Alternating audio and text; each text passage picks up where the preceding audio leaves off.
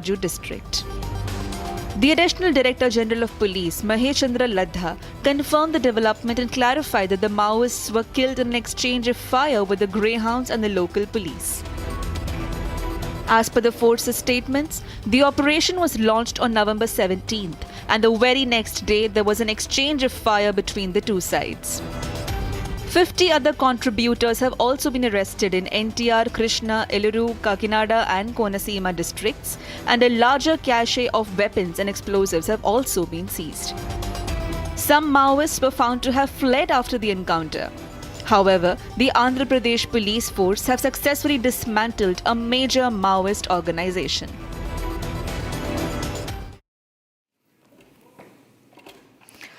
And with that, it's now time for us to have a quick check of all the other stories that are making headlines. This is Bharat in 1 minute. Bharat 1 minute, brought to you by Canara Bank. Together we can.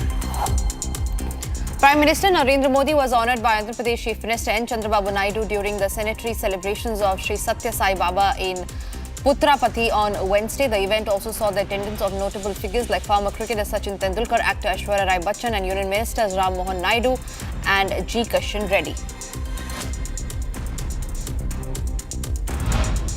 The National Investigation Agency on Tuesday arrested the brother and the close aide of gangster Anmol Bishnoi on his deportation from the United States to India.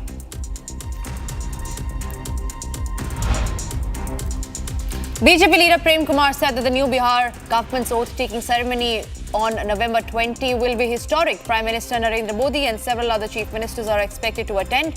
The NDA legislature party meeting is being held in Patna, where Nitish Kumar is likely to be chosen as the alliance leader. In fact, he has already been chosen unanimously as the leader of the legislative party.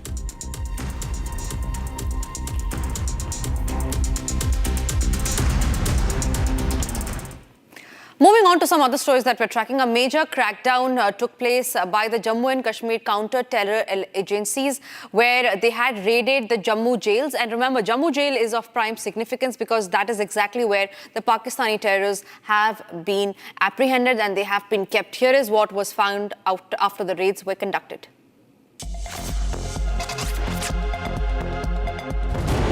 The high-security Court Balwal Central Jail in Jammu turned into a massive search zone today as the Counter-Intelligence Jammu unit launched coordinated raids inside the complex. Teams moved through multiple blocks of the prison, which houses hardcore Pakistan militants, local terrorists and notorious criminals. The operation aims to dismantle a terror network reportedly being run from inside the jail. Investigators are tracking possible links with Pakistan-based handlers. These raids come amid an intensifying investigation into the recently exposed white-collar terror module and the Red Fort car blast of November 10. The Counterintelligence Jammu is carrying out raids as we speak at the Central Jail in Jammu, as well as this is the fourth set of raids. First set of raid was in Rajouri and Kathua, then it was in the Udhampur, and then in the Kishtwar district jail they have carried out raids. As we speak, the raids are underway because this is a high-profile jail. Reason being that this houses many of the terrorists from Lashkar-e-Toiba, Hizbul Mujahideen, and also from the Jaish-e-Mohammed. So that is on the radar of the security agencies. And what the agencies are trying to do, they are trying to ensure that the jails in Jammu and Kashmir do not become a breeding ground for the criminal activities and the terror activities like what we have seen in Punjab, that the jails have become a breeding ground for such activities that are subversive to the sovereignty of India. So here the raids are underway. We are told that every barrack is being thoroughly searched. Even the relatives of the inmates, those who have come to meet them, they have also been stopped from meeting them till the time the raids are underway. We are told that the subsequent raids are also following in the Poonch district also, where the jails are being thoroughly searched. So this is a part of a larger non-kinetic operation that was announced and directed by the DGP Nalin Prabhat on 6th of November and is continuing since then for last couple of weeks, 2 weeks it's been, and this non-kinetic operation is underway, in which more than 4,000 locations have been searched by the Jammu and Kashmir police, with over 300 being detained for the activities that are detrimental to the security. With that, it's time for us to now slip into a short break. But after the break, getting you the big Republic News break on the Parth Pawar story, where he has been in the center of the storm in the Pune land scandal, where details now reveal how Parth Pawar tried to take control of the land. All that and much more coming up right after a short break.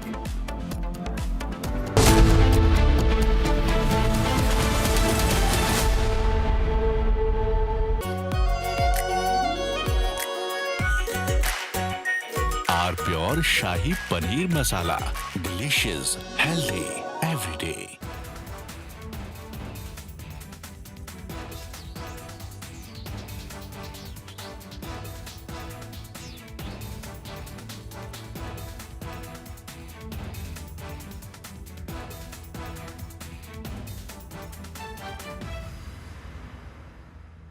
ये है secret recipe MDH का जीरा SIP जल जीरा मसाला।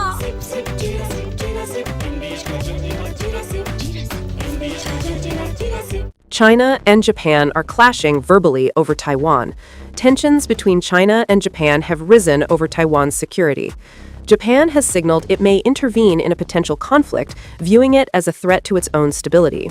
China condemned this as meddling, issuing strong warnings and summoning diplomats. This conflict started when Japan's newly appointed Prime Minister, Sanae Takaichi, issued a direct warning to China during a session of the country's parliament.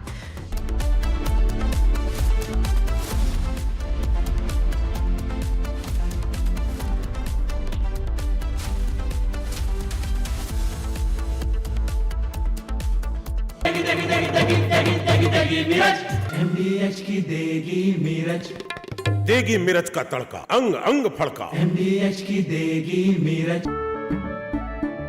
केसरिया से मन जोगी हुआ रे, दिल झूमे देखो मतवारा हुआ रे। केसरिया से मन जोगी हुआ। हर पल मनाओ केसरी त्योहार। विमल, बोलो जुबान केसरी। थोड़े में ज्यादा स्वाद, यही तो है इसकी खास बात। वाओ मामा, क्या स्वाद है? अरे मेरे राजा, सबका राजा outgoing masala.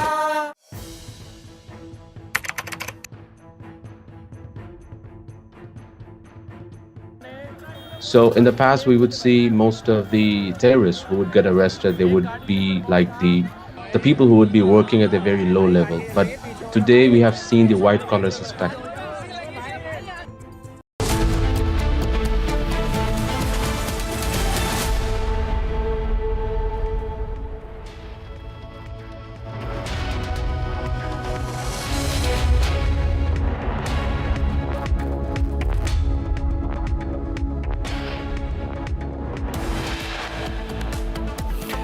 On the run since 2022, wanted gangster Anmol Bishnoi dragged back to Indian soil, hearing at Patiala House Court next. US report exposes China's disinformation campaign after Operation Sindoor. China used fake AI images to hinder the sale of French Rafale aircraft. 272 signatories write open letter against Rahul Gandhi's tarnish campaign on ECI. Former judges, ambassadors, veterans part of the signatory. Air India demands 4,000 crore rupees subsidy from the government for Operation Sindoor. Impact meeting at PMO concludes.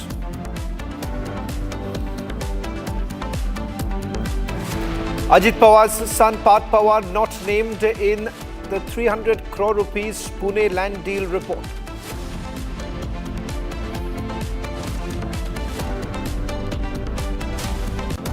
Prime Minister Modi to hold talks with EPS in Coimbatore today.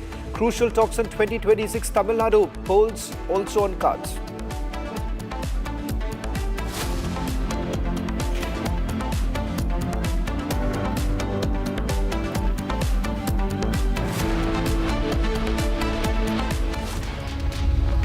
Starting this edition with more news coming in with regards to a land deal in which Ajit Pawar's son Parth Pawar had essentially surfaced. In fact, a report earlier today was submitted by the government committee. In fact, in that report, Parth Pawar's name does not really surface. Now it turns out there's more details coming in, and this is an allegation that has been levelled by Anjali Damania, an activist who says that bouncers were essentially sent to forcibly take control of a parcel of government-owned land with notes indicating that the attempt was linked to Parth Pawar.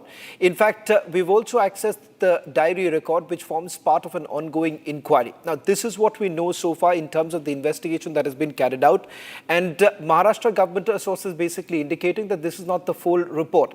This report that has been submitted is primarily with regards to the stamp evasion, and in which Parth Pawar has not been named. So far, the defense that has been put across is that Ajit Pawar is not a signatory to this land deal, and that is the reason why his name was not mentioned in the FIR that has been registered so far. In fact, the government goes on to indicate that the final review would essentially be done by a 6-member panel, which is being headed by an additional chief secretary. Let me also go across to my colleague Meenakshi, who's getting us the latest details. Meenakshi, Anjali Damania has made yet another allegation, and this time she says that bouncers were being sent by Amedia to take control of this government land. Yes, absolutely. She tweeted this post only, and she also shared documents on it where Parth Pawar's sign was there. So, Amedia Enterprise, which we got to know that the Amedia Enterprise owned by 2 partners. One is Digvijay Patil and 2 is Parth Pawar. Parth Pawar has 99% of share of this company, and 1%, only 1% share of company is Digvijay Patil. Now, we can see the FIR also where only Digvijay Patil name is mentioned, because we got to know that from our sources on the direction of state stamp registry office, they directed Maharashtra Pune police to named Digvijay Patil only, exclude the name of Parth Pawar. Why? Parth Pawar, who was benefited from this deal, why his name was not mentioned in the report, and also FIR also. Now, Inspector General, Joint Inspector General of Registry Department, they are saying in FIR that name, Parth Pawar's name was not mentioned because in sale deed his doesn't appear. So, why police, Pune police and the stamp registry office also ignoring the name of Parth Pawar, while he has a maximum percent of share of the Amedia Enterprise who is involved in this purchase. So there are lots of questions now arising, and also opposition reacts that all this investigation is eyewash only. So investigators saying, they told to Republic that investigation is going on. We are on it. Shavan. Meenakshi, just before I let you go, you've also reached out to Ajit Pawar. Last, when you met him at Mantralaya, he essentially indicated that he's not even part of this entire deal, and he's willing to hand it back.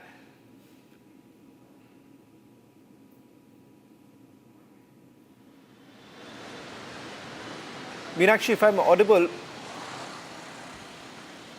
Meenakshi, you met Ajit Pawar last time, and when you asked him this question with regards to whether at all any action would be taken, all that he had to say was that the final report is what they're waiting for. Yes, he told to me that we are monitoring the investigation. Investigation is going on, and we are waiting for the final report. And coincidentally, Shavan, the same thing was told by Pune police to me when I asked them the question, same question, why Parth Pawar's name excluded from this FIR. And I also asked this question, is Amedia Enterprises linked to Parth Pawar? Why his name was not mentioned in FIR? The same thing what Ajit Pawar told to me, the same thing Pune police also told to me, his name was not in sale deed. That's why we have no mention of Parth Pawar's name. What is the logic? The company owned by that person who has maximum percentage of share, whose company is benefited from this deal, his name was not mentioned in FIR and not mentioned in also report only. So everything is an open secret now that Ajit Pawar's son Parth Pawar shielded by Pune police as he is Deputy Chief Minister's son. Shravan. Well, thank you very much, Meenakshi, for getting us the latest details. A story that we'll be tracking very closely. No response really coming in from Ajit Pawar after this latest report has been submitted. In fact, his party is still defending by simply saying that the power of attorney has been given to someone else and Parth Pawar is not really responsible for running the company. Should we focus now to the other big story that we are getting to tonight? Anmol Bishnoi, brother of gangster Lawrence Bishnoi and wanted in several criminal cases, including the murder of NCP leader Baba Siddiqui, has been deported from the United States of America following a request from Indian authorities and has arrived in the national capital along with 199 deportees sent back by the Trump administration. Now, on your screens, as we track Anmol Bishnoi, who's been taken by the National Investigation Agency to Patiala House Court, in fact, where he is going to be produced before the special NIA court and taking custody would be the lead agency. Thereafter, we are given to understand that the custody would be handed over to Delhi police and finally to Mumbai police for further investigation. On your screens right now, these are the latest images coming in from close to Patiala House Court, where Republic Media Network is closely tracking every movement of Anmol Bishnoi. We'll try and go across to my colleague Chandrakala, who's getting us the latest details. Chandrakala, any details you're picking up from the National Investigation Agency with regards to what exactly is the plan? Even though they are the lead agency, is there a possibility that other state police would also be allowed to question him? Yes, absolutely. As we know that he has already, now the NIA team, of course, is along with Bishnoi. He will be arriving at the Patiala House Court anytime soon. Now, of course, the fact that NIA has formally arrested the gangster Anmol Bishnoi right at this moment. Well, as far as the custody is concerned, it's on the center to decide as to whom the custody will be granted to. Of course, the fact that multiple such cases. Of course, he's the most wanted. He's in the list of the most wanted across the country, be it Haryana, Punjab or Delhi. Now it depends as to who will be taking the custody. Now we know that he will be produced in the Patiala House Court and he will be brought in here at the Patiala House Court from any time soon. And after that, of course, NIA will seek a remand as far as his custody is concerned. So a very, very crucial, development, a very crucial day for India, because it's been a year that this entire extradition process has been underway, and finally he will be extradited to the national capital or to India right at this moment. He'll be reaching anytime soon, and the investigation is now will be taken up very seriously as far as his criminal charges are concerned. There are 18 such criminal charges being registered against Anmol Bishnoi, the younger brother of Lawrence Bishnoi, and we'll have to wait and watch, because we know that after he'll be produced in the Patiala High Court, Patiala House Court, he will be taken to the NIA headquarters, and of course NIA will be seeking a remand as far as his custody is concerned. Of course, as we know that Mumbai police had also sent proposals twice for his extradition, and it's on the union government to decide as to whom the custody will be given to, be it Haryana police or Punjab police or Delhi police for that matter. Over to you. Chandrakala, I'll just request you to stay on with us. I want to quickly recap for all of viewers who are tuning in right now. Anmol Bishnoi has been on the run since 2022. He has basically been charged for terrorist activities between the 2022 and 2023. In fact, we are given to understand that he was placed under arrest by US authorities in the month of November, and thereafter Indian investigative agencies made multiple representations before the Justice Department in the United States of America. The latest details that were provided by the Indian investigative agencies was Anmol Bishnoi's direct links with Baba Siddiqui. In fact, during the probe that was carried out by the Mumbai Police Crime Branch, it turns out that a real estate group was actually behind it, and there are links also basically emerged with regards to Anmol Bishnoi basically carrying out the shootout after orders were given by him at the behest of his brother Lawrence Bishnoi, who is currently lodged in Sabarmati jail. These are some of the details that we are picking up at this point in time. Undoubtedly, this is a big win for the security agencies, as we are also getting in the latest of Anmol Bishnoi, who's finally been taken in this QRT that you're seeing right now, a quick response team of the CISF as well as the CRPF now basically accompanying the NIA team to Patiala House Court. In a very short while from now, we would be getting more details from the Patiala House Court, where my colleague Chandrakala is also reporting from. Chandrakala, just a quick response with regards to the deportation process itself. It seems that apart from Anmol Bishnoi, there are 199 people who have been deported so far. It seems that this was not a case of extradition, this was more to do with deportation.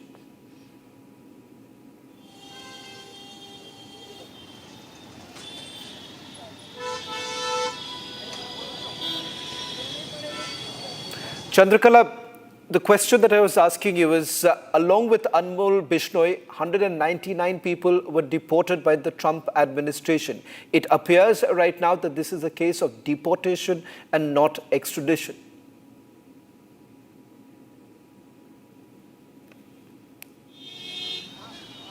Well, the fact is, of course, along with Anmol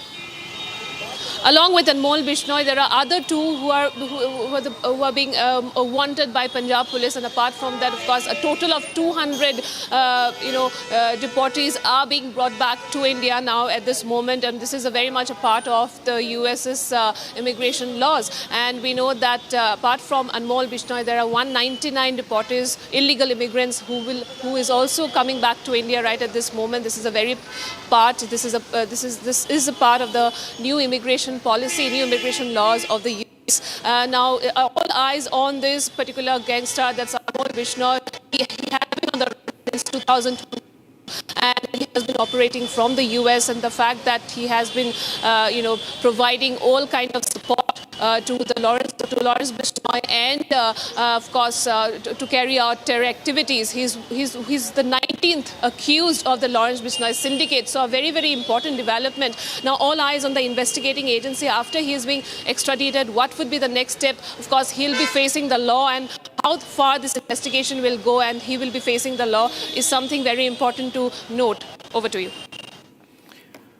Well, in fact, we're getting in the latest images from outside the Patiala House Court, where you can see the QRT van taking Anmol Bishnoi to Patiala House Court. In fact, these are the images coming in a short while back, where Republic Media Network closely tracking every development that's taking place. Now, undoubtedly, why it is turning out to be a big success for the security agencies, because within a span of just about a little over 6 months, you have two big fugitives being brought back to India. First was 2611 plotter Tahawur Rana, and now Anmol Bishnoi, brother of Lawrence Bishnoi, gangster Lawrence Bishnoi, who has been brought back to India. In fact, in a short while from now, once he's produced before the special court of the NIA in the national capital, the NIA largely is going to argue about the multiple cases that have been registered against Anmol Bishnoi and the direct hand of Anmol Bishnoi that has basically emerged in various cases, starting from extortion to murder as well as shootout. In several cases, Anmol Bishnoi's name has basically emerged, and that is the reason why, remember, National Investigation Agency would be pressing for his remand. On your screens right now, these are also the latest details that we have essentially got as to how his operations were basically carried out while he was in America. In fact, multiple countries that he was traveling before he finally settled in US, and he was taken into custody by the authorities in United States of America. Let me also go back to Chandrakala, who's getting us more details.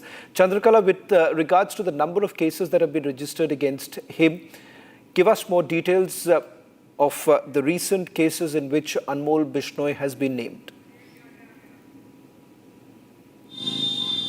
Well, as I've already mentioned, there are several such, criminal cases being registered against, of course, Anmol Bishnoi. One being is very important. He's been the prime suspect for murdering the former Maharashtra Minister Baba Siddiqui. We have seen earlier Siddiqui's son speaking to us exclusively, where he has mentioned that how the US Homeland Security Department has issued a mail saying that he has been, Anmol Bishnoi has been removed from the US soil. So it's something very essential to understand that, how important it is for him to be brought back to India, because, as we know that he has been on the run since 2022. Of course, NIA took over the case in the year 2023, where, of course, he's being, alleged to be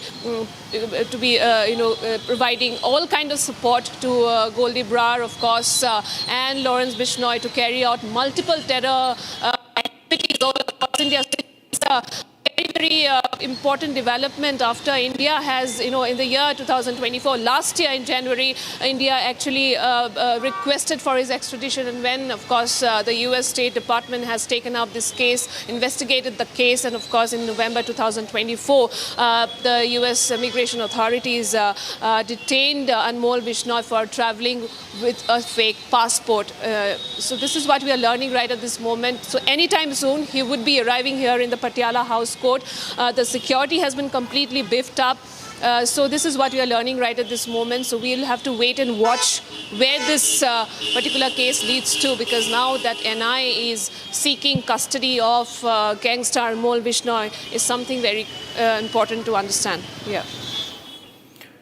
Well, Chandrakala, I'll request you to stay on with the latest images that are coming in. Also, if you can just move around a little bit and give us a sense of what's really happening there. How long is it expected that he would be reaching? Well, the fact is, I'm at gate number 4 here at the Patiala House Court. So there are multiple media, of course, in different gates, because he might appear, he might come at any point of time. Security has been completely beefed up. The Delhi police team is here. Of course, there are other security team being deployed here. Of course, we can see that the security has been completely heightened up here entirely in front of the Patiala House Court. So anytime soon, he would be arriving here. And yes, this is what you're learning right at this moment. Back to you. Well, in fact, these are the latest images now coming in from outside Patiala House Court. We're expecting that Anmol Bishnoi, fugitive Anmol Bishnoi, would be brought in a short while from now. Well, let me just quickly take you through some of the details that we've just got from our sources in the National Investigation Agency with regards to what they have been able to establish so far.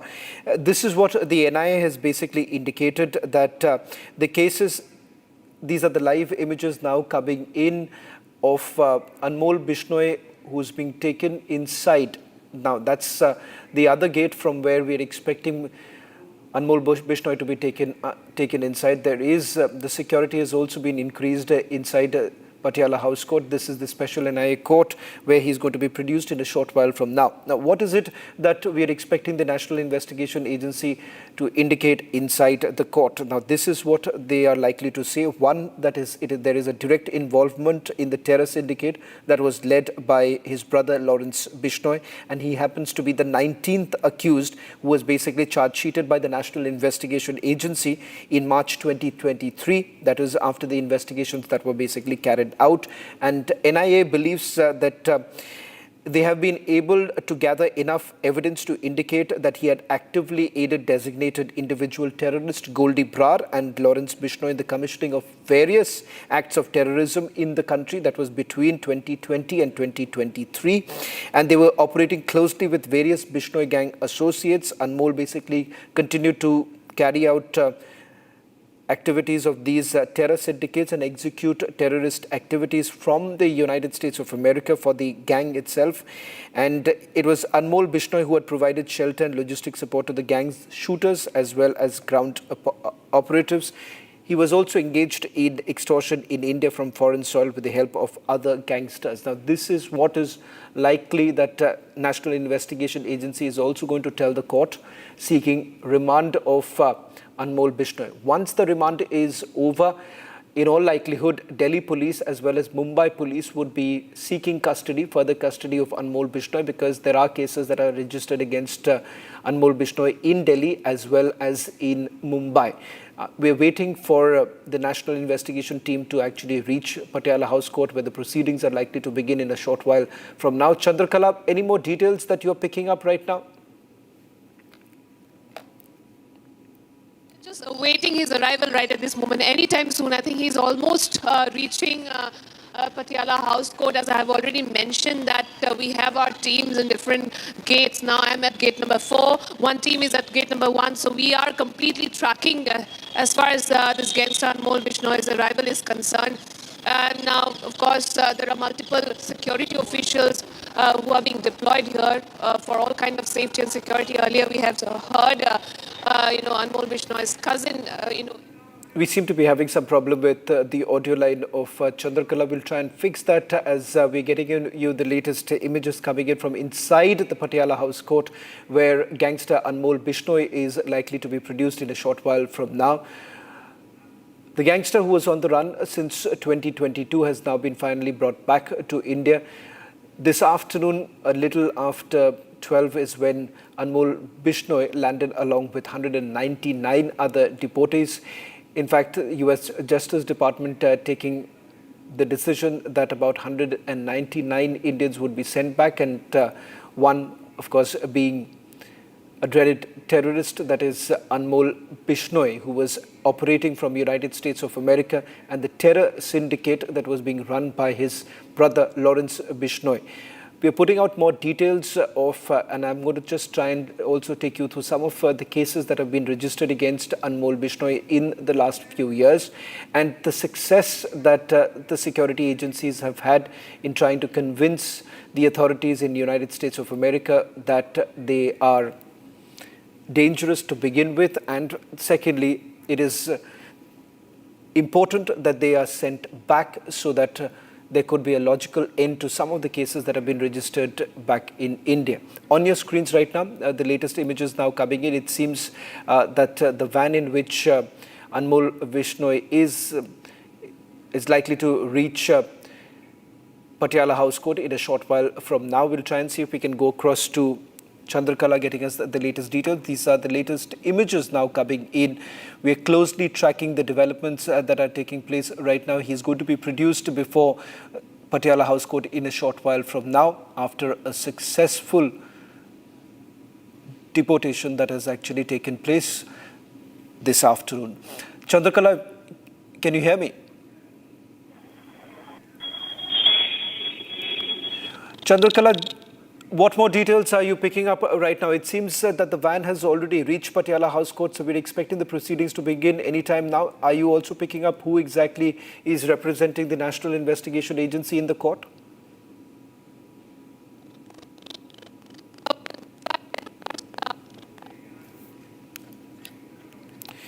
We seem to be still having some problem with Chandrakala's audio. We'll try and get you our reporters on the ground in a short while from now. There you have it. Anmol Bishnoi has now reached Patiala House Court right now as he is entering Patiala House Court. In fact, this would be from gate number 2, where Anmol Bishnoi would be taken inside, and immediately thereafter he would be produced before the National Investigation Agency's special court judge, where we are being told that NIA is likely going to press for 14 days of custody. That's the standard time that is essentially asked by the National Investigation Agency, keeping in mind the gravity of the situation, and more importantly, he being a dreaded terrorist who has now been brought back to India, and he's wanted in over a dozen cases that have been registered across the country. On your screens right now, these are the latest images of gangster Anmol Bishnoi being brought back to India and now being produced before the Patiala House Court. Now, this man that you see in a short while from now, that you are likely going to see with his face covered, being taken inside Patiala House Court, he was on the run since 2022.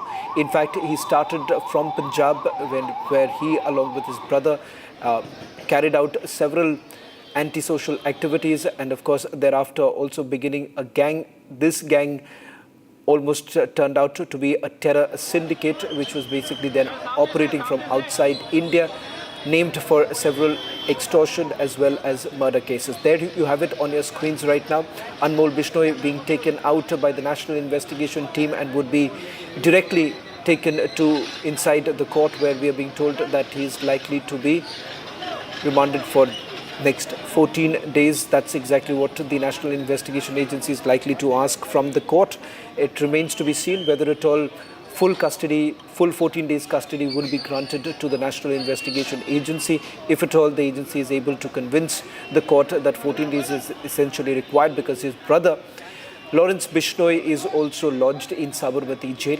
What we are also picking up is that there is a possibility that a joint interrogation of Anmol Bishnoi and Lawrence Bishnoi could also take place. There you have it, the first images on your screens of Anmol Bishnoi being taken inside Patiala House Court.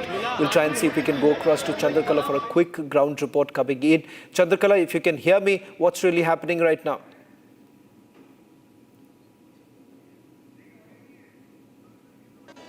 We seem to have lost the line with a reporter on the ground. These are the latest images now coming in of these latest images now coming in from Patiala House Court of Anmol Bishnoi, who has been brought back to India, along with 199 people, Indians who were basically deported. In fact, on your screens, these images of the NIA team reaching Patiala House Court and taking Anmol Bishnoi. We'll try and see if we can also get a reporter from the National Investigation Agency headquarters, where we're also getting in more information about multiple teams that have essentially been formed. In all likelihood, after the proceedings are over, he would be taken to the National Investigation Agency headquarters, where there is also a lockup. In fact, he's expected, it is likely that he would be kept in the NIA lockup on the ground floor of the headquarters there, along with several others who are also in the custody.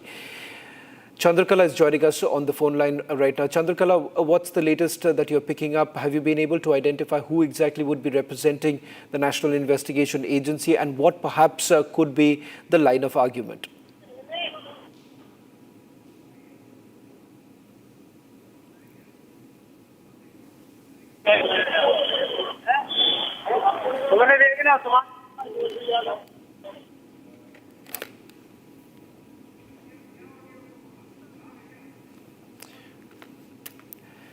Well, in fact, Anmol Bishnoi right now being taken inside the Patiala House Court, where we are being told that he is going to be produced, and National Investigation Agency likely to seek custody for 14 days is the preliminary information that we have just got from our sources. In fact, Anmol Bishnoi, there is a full remand that has now been prepared about the number of cases where he has essentially been named to begin with, and secondly, the evidence that has been gathered by the National Investigation Agency. The very fact that several terror activities were carried out by Anmol Bishnoi along with Lawrence Bishnoi, and this was while he was in United States of America, and he carried out all the activities while he was outside India, but also provided logistical support to the associates, to his associates who were present in India. In fact, their name emerged during the investigation that was carried out by the Mumbai Police Crime Branch when there was a shootout outside Salman Khan's residence.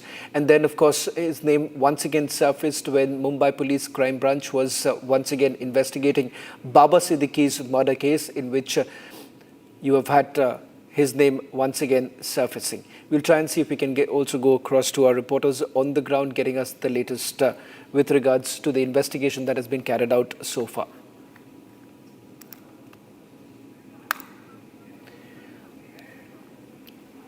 Well, in fact, we'll try and see if we're getting more details right now.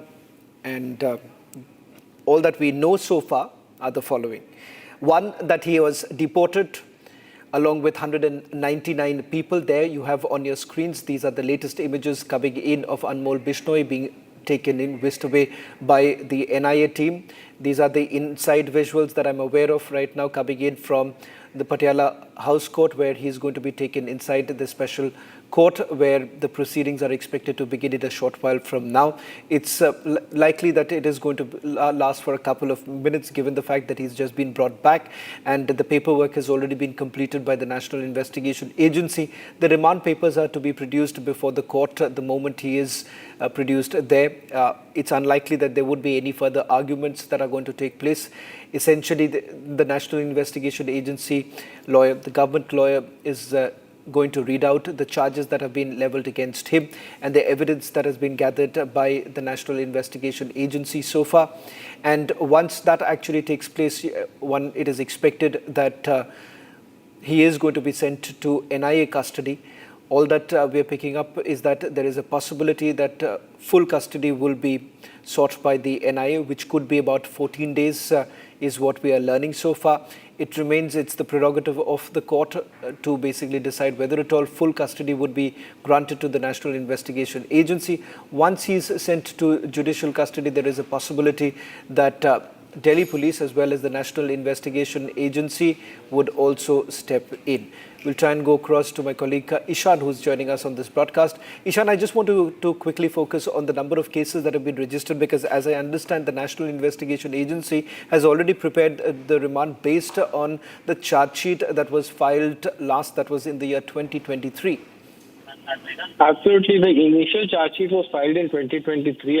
Thereafter, as the investigation progressed, multiple charge sheets were filed. A total of 5 charge sheets have been filed against Anmol Bishnoi during the investigation. The latest charge sheet was filed in October of 2025, which made allegations of his terror links, his networks, his smuggling, racketeering, and other such cases were registered against him. Now, right now, the 2025 charge sheet is the one against which Anmol Bishnoi's remand is being sought at Patiala House Court. And Anmol Bishnoi, after being presented at Patiala House Court, will be remanded into custody of the NIA. Yeah, Ishan. Okay, Ishan, stay with us. Stay with these pictures. It's a big moment also because the Bishnoi gang has been wanted for a very long time and they're behind so many crimes. So take our viewers through the different crimes that he will be tried for. Ishan, the different cases, why he's wanted by India. There are a total of 18 FIRs, 18 cases registered against him. The initial investigation established a critical connection between the Bishnoi gang and the BKI, a terrorist organization. Charge sheet revealed that the gang and BKI had jointly conspired to spread terrorism across India through targeted killings, extortions, arms smuggling, and drug trafficking. The investigation also uncovered evidence of that the syndicate coordinates with Pakistan-based BKI operatives, including Halvinder Singh. Now, Halvinder Singh is a very key pro-Khalistani figure who had ordered the RPG attack on the Punjab State Intelligence Headquarters in Mohali. According to the NIA charge sheet, Lawrence Bishnoi's gang operates an organized crime syndicate comparable to around 700 shooters distributed across multiple states. Now, these gang members reportedly have significant presence in Punjab, Rajasthan, Haryana, Delhi, and Uttar Pradesh since 2015. The NIA has also conducted coordinated multi-state raids and has seized assets in January 2024. The agency conducted sweeping raids across 32 locations. Thereafter, in 2024, Canada had also declared the Bishnoi gang as a terror organization. Now, this declaration of the Bishnoi gang as a terror organization by the Canadian authorities helped the impetus of the Indian authorities to bring Bishnoi back to India to face justice. Now he is being presented before the NIA court and charges have been levied against Bishnoi and he will be sought for detention and remand under the same. Okay. Ladies and gentlemen, looking at these pictures of Anmol Bishnoi. Anmol Bishnoi is wanted by India, deported. Look at him, that's the first time that we could see his face clearly after he was deported by India. And someone who's wanted for different crimes in India. He's accused in the Baba Siddiqui murder case. and he's landed in India, and he's facing at least 18 cases that are registered against India. And he's someone who controlled the finances of the Bishnoi gang, not just in India, but in several countries in Europe, Latin America. Give us some details. Give us some details of why he's critical to the financing of the crime network of the Bishnoi gang. Ishan. The NIA has registered multiple offences against him regarding hawala and financing or terror financing cases under UAPA. He used to use the money generated by smuggling drugs, ammunition and extortion to be factored into providing aid and support to the BKI and other pro-Khalistani groups both in India and abroad.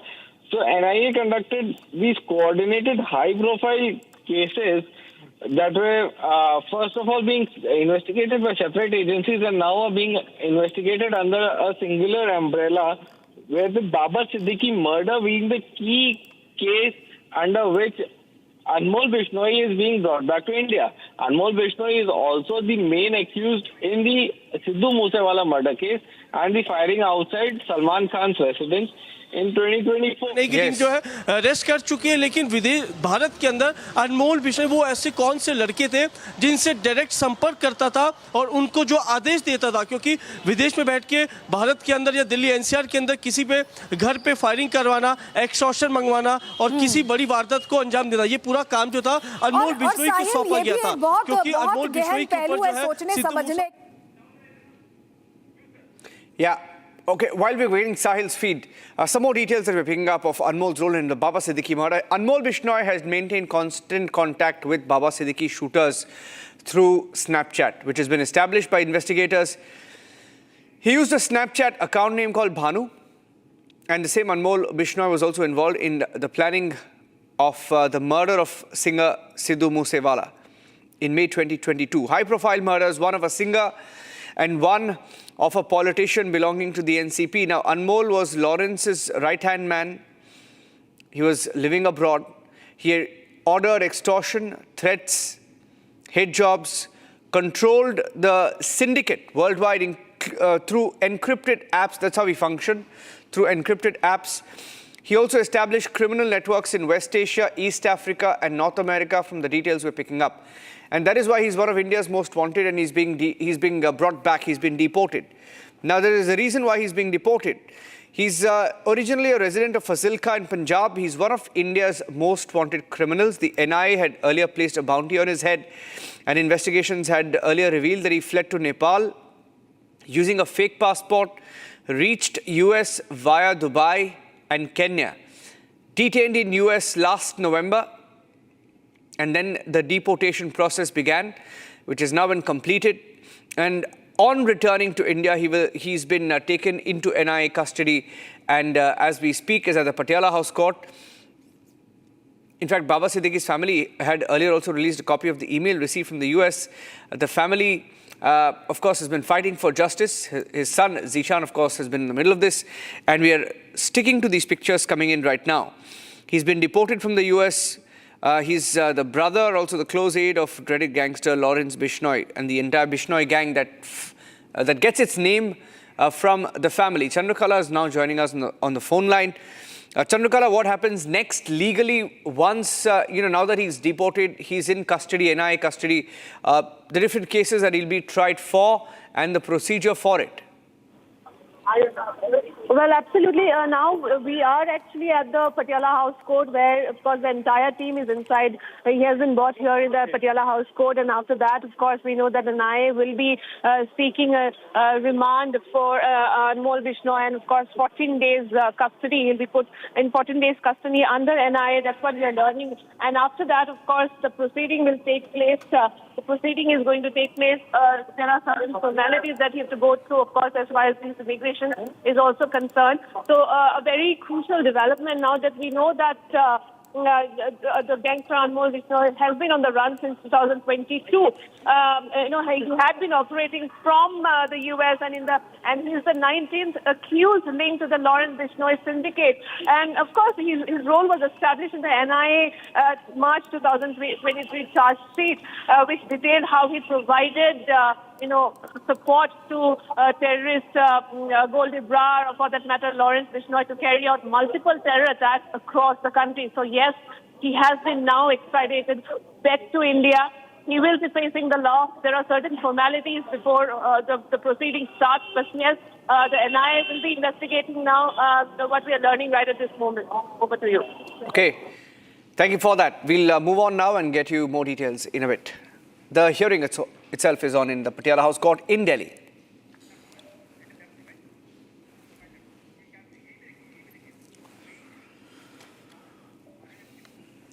Congress party in the immediate aftermath of Operation Sindoor kept questioning the government again and again and again, asking whether we had actually lost any Rafales to Pakistan firing. They claimed some of our jets fell from the skies hit by Pakistani missiles. Now, that's what Pakistan had claimed. And China had also amplified this propaganda. Republic TV has accessed details of a report. It is an American report, but the American report goes into great details of how China tried to initiate the disinformation campaign, essentially to hinder sales of the Rafales. This is a US report, speaks about the grey zone warfare, the Chinese grey zone activities. And in this report, it speaks of how China, in the aftermath of the clashes between India and Pakistan, had initiated this disinformation campaign. They tried to hinder the sales of the Rafale jets. And this report also talks of Rafale sales being targeted to favor the Chinese J-35 stealth jets. China, according to this American report, used artificial intelligence images of the debris to show strikes by their weaponry. And fake imagery was also shown as part of Chinese attempts of how planes were destroyed. Now, this is what the report says. And it adds up because Congress party, which has been historically seen as someone, a party that has taken a pro-China stance on many issues, while questioning the central government during these issues, even during Operation Sindoor, the immediate aftermath, raised Rafale again and again, kept questioning our forces again and again, asking if we had lost any Rafale jets. Was there a Congress hand in the Chinese campaign? Now, that's the question. These are some of the comments. You can decide for yourself how they went on confronting our armed forces. Ishan, I think if you try and match the timing of it, the timing matches, right? The campaign matches, the intent matches to try and embarrass Rafales. Absolutely. The entire incident took place over a period of time after Operation Sindoor. Once Operation Sindoor concluded, this propaganda that Rafales of the Indian Air Force had been down was started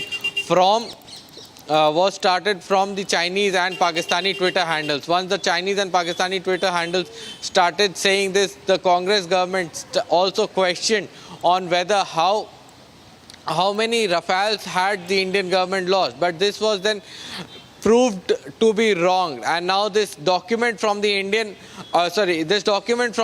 US government clearly states that the propaganda sites of China and Pakistan were using multiple handles to promote AI-based footage and AI-based imagery and showing debris of drones that India had shot down and purporting them to be debris of Rafale aircraft.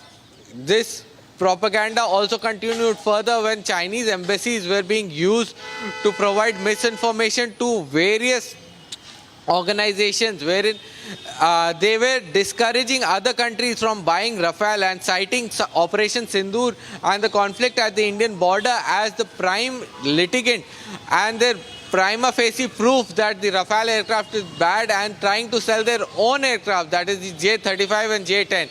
We all saw that the J-35 and J-10 or the JF-17 Thunder of the Pakistan, which is all being provided by China to Pakistan, were successfully shot down by the Indian Air Force, and multiple aircraft of the Pakistani Air Force were shot down, and we even provided critical evidence, satellite and radar-based imagery showing Ishan, evidence. However, Ishan, be with me for a second because I'm getting in a response right now, so sorry to interrupt you there. Major General A.K. Sivaj joining us on the phone line. General Sivaj, you know, there is this report, the US report talks about the campaign of the Chinese in the immediate aftermath of Operation Sindoor, of them initiating this disinformation to specifically hinder the sales of the Rafales. Aim was to target and favor Chinese J-35 jets. They used AI images of the debris, claimed it was the debris of Rafale, to show strikes by their weaponry or Chinese weaponry, to claim that it was they who destroyed the Rafales. Now, only one question, General Sivaj. There were political parties here in India who echoed, amplified that lie. And we know that political party. It appears the timing matches, and it's a clear match of what they were trying to do, even in Parliament. Absolutely. See, the point is that the Indian political setup should believe what Indian forces are saying, the nation is saying. In case of war, the country must fight as a one unit. You know, you can play politics within yourself, but when it's a question of nation, then we all should speak on one platform and in one voice. Now, as far as this Operation Sindoor is concerned, this grows down taxes which they applied by China, rightfully they were quite worried, because what has happened is all those weapons which were of Chinese origin used by Pakistan failed completely. Their air-to-air PL-15 missile not able to hit the target. It fell down, in without firing or hitting anything in India. It JF-17, J-10C, not able to hit any target. Then you see H-29 and H-215 air defense system could not basically do anything against our missile rockets. They went with impunity, hit their air defense system, as well as also on night 6-7, we destroyed the 9 terror infrastructure. And on 9-10, we basically neutralized their 67 aircraft, and also made sure that their 11 frontline airfields were not in operation condition because we hit their runways. And this is what exactly has happened in Operation Sindoor. Within 88 hours, Pakistan was on its knees, and the beauty was the weapon system which they were using of Chinese origin, they were exposed completely. And what they are talking about, J-35 is a failed aircraft, what they are 5th generation aircraft. As well as Rafale 4.5 generation aircraft is a time-tested aircraft. It has been participated in so many places. It has taken place in Latin America, that in African countries, it has taken place part in Afghanistan. So the question comes here that the Chinese were backing a wrong horse as a Pakistan during Operation Sindoor. They tried disinformation, misinformation. All these tactics failed completely. And Pakistan got the beating. Also, Chinese weapon system was completely exposed during Operation Sindoor. Now, one thing happened. Immediately after Operation Sindoor, that there were 2-3 countries which had given order for their basically PL-15 as well as JF-10C aircraft. They also cancelled that. That is the aftermath of Operation Now, I'll tell you one more, General Sivaj, I'll tell you one more bit of information as I thank you. The irony is there are no buyers for China's J-35. As of this minute, there is nothing on record to say that they are going to buy it. Nobody is buying it. There's no recorded purchase by any nation. Whereas, you contrast that to Sindoor. And I had a graphic. If I have that graphic, I can pull it out. There are no buyers for China's J-35. No recorded purchase by any nation. But you see Rafale, Ukraine has ordered 100 Rafale jets in the last few days. India has ordered 26 Rafale marine jets. Indonesia has signed the deal for 42 Rafale. So Rafale is a better jet, and it's doing better. And it appears that in their battle, in the defense battle, they tried to malign India. I'll leave it at that. Thank you for joining us with your inputs there, General Sivaj. It's ironic and sad that Indian political parties were party to this campaign.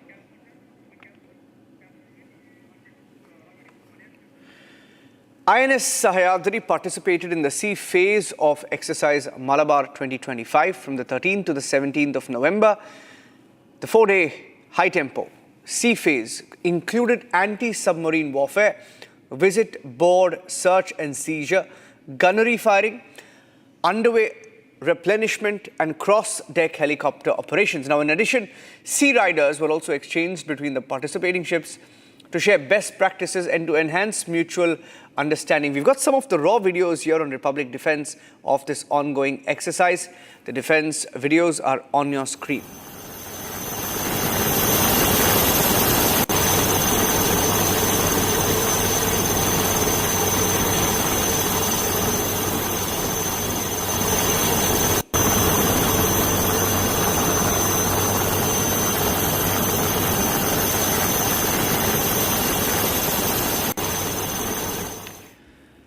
Taking a break, ladies and gentlemen, when we come back, Air India has asked the government for a subsidy. They want taxpayers to cough up 4,000 crore rupees for Operation Sindoor Impact. That meeting at the Prime Minister's office is concluded.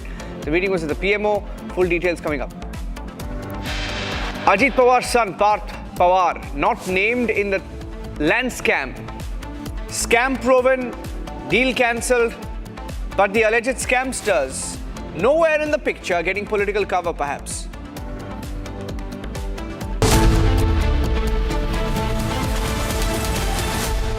दादी के हाथों का जादू और खुशबू से महकता घर, माँ की मुस्कुराहट और खाने की सुगंध। MDH गरम मसाला, क्योंकि हर रिश्ता है स्वाद से जुड़ा।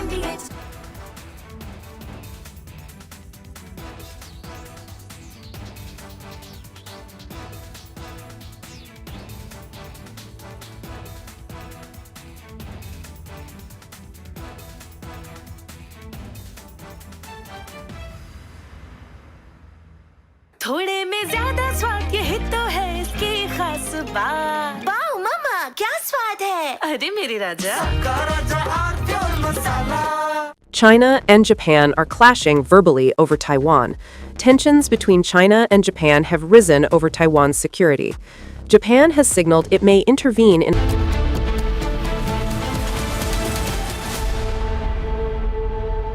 NDA की हल्दी मिर्ची धनिया करे कमाल, ये रंग दे, ये खुशबू दे, ये तीखा, ये कम पड़े, क्या निराला NDA मसाला। केसरिया से मन जोगी हुआ रे, दिल झूमे देखो, मतवारा हुआ रे, केसरिया से मन जोगी हुआ। हर पल मनाओ केसरी त्योहार। विमल, बोलो जुबान केसरी। आर प्योर सूजी पास्ता, उबालो, मिलाओ और खाओ, 8 मिनट में तैयार। क्या टेस्ट है, सबका राजा आर प्योर मसाला।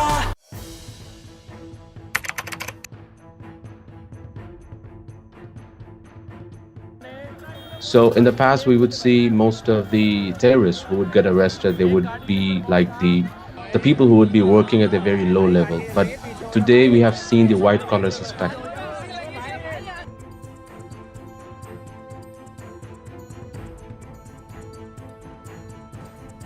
कश्मीर घाटी में डॉक्टर्स एक बहुत अल्टीमेट ड्रीम होता है वहां के लड़के लड़कियों का। उस बनने के बावजूद अगर आप रेडिकलाइज होकर अपने ही देशवासियों को मारने के लिए और अपने देश को तोड़ने के लिए तैयार हो सकते हैं, तो आप अंदाजा लगाइए किस तरह की रेडिकलाइजेशन हो रही है और इस फ्रंट पे हम क्या काम कर रहे हैं।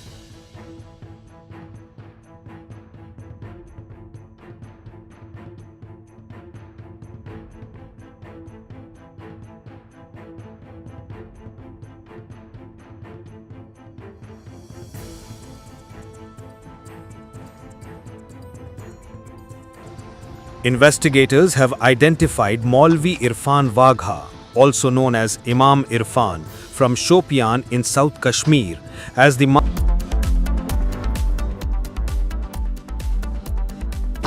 प्योर सूजी पास्ता, उबालो, मिलाओ और खाओ, 8 मिनट में तैयार। क्या टेस्ट है, सबका राजा R pure masala.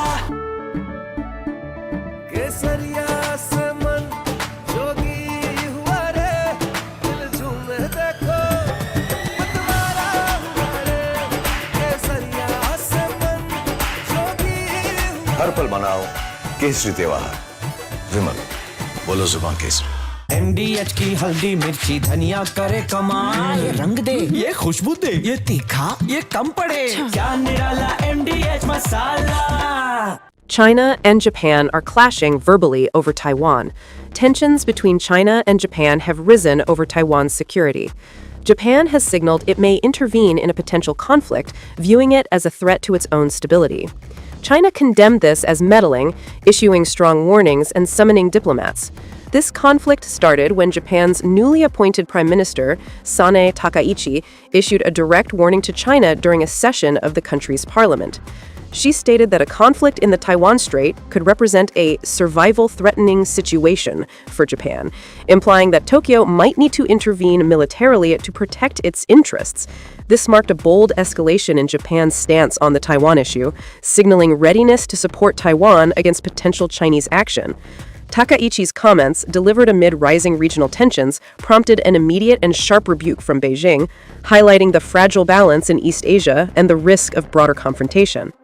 The remarks made by the Japanese leader on Taiwan constitute an interference in China's internal affairs and a serious violation of the One China principle and the basic norms governing international relations. Such words are extremely irresponsible and dangerous in nature and have caused very negative impact.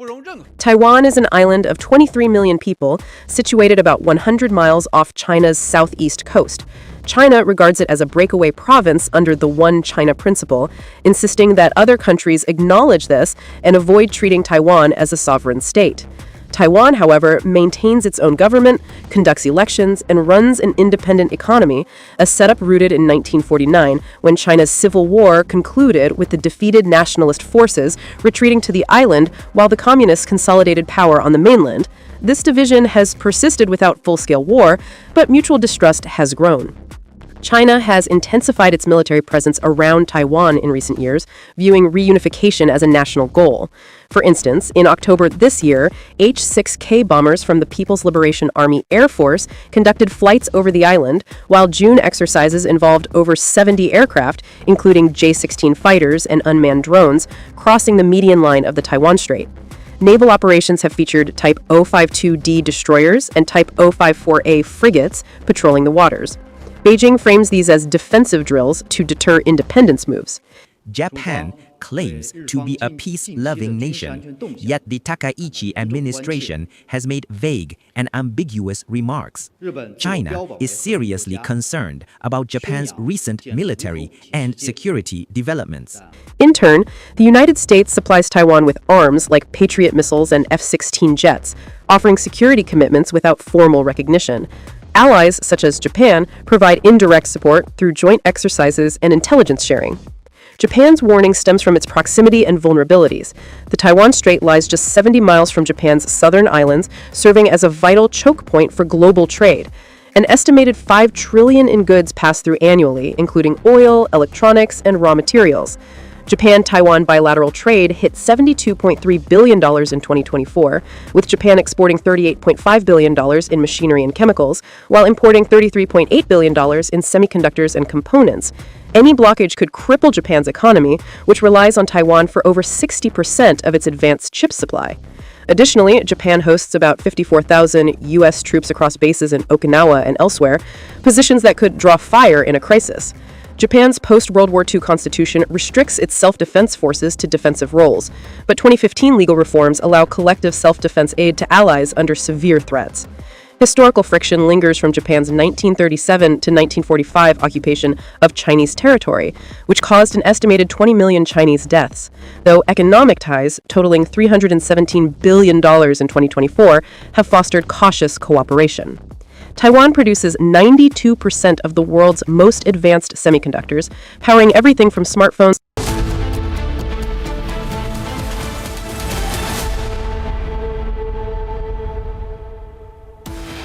On the run since 2022, wanted gangster Anmol Bishnoi is dragged back on Indian soil, hearing at the Patiala House Court. US report exposes China's disinformation campaign after Operation Sindoor. China used fake AI images, China to hinder the sales of French Rafale aircraft. 272 eminent signatories write open letters against Rahul Gandhi's tarnished campaign on ECI. Former judges, ambassadors, veterans are part of the signatories.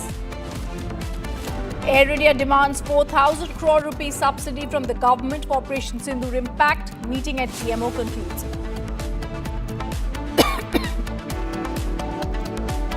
Ajit Pawar's son Parth not named in 300 crore Pune land deal report.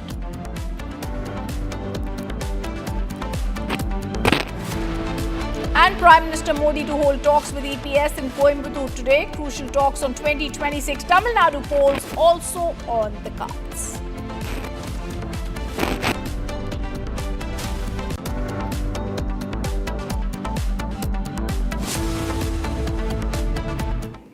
Good evening. Welcome to Republic. Our top focus on the run since 2022 wanted gangster. We'll go to that story. But before that, the Pune land scam case that's grabbed our attention. Now we come to know that in the 300 crore land scam, there is no naming of Ajit Pawar's son. Picking up more details in the Pawar land deal case, a police diary entry has reportedly detailed an incident in which security personnel described as bouncers were allegedly sent to forcibly take control of a parcel of government-owned land, with the notes indicating the attempt was linked to Parth Pawar. The diary record forms part of an ongoing inquiry.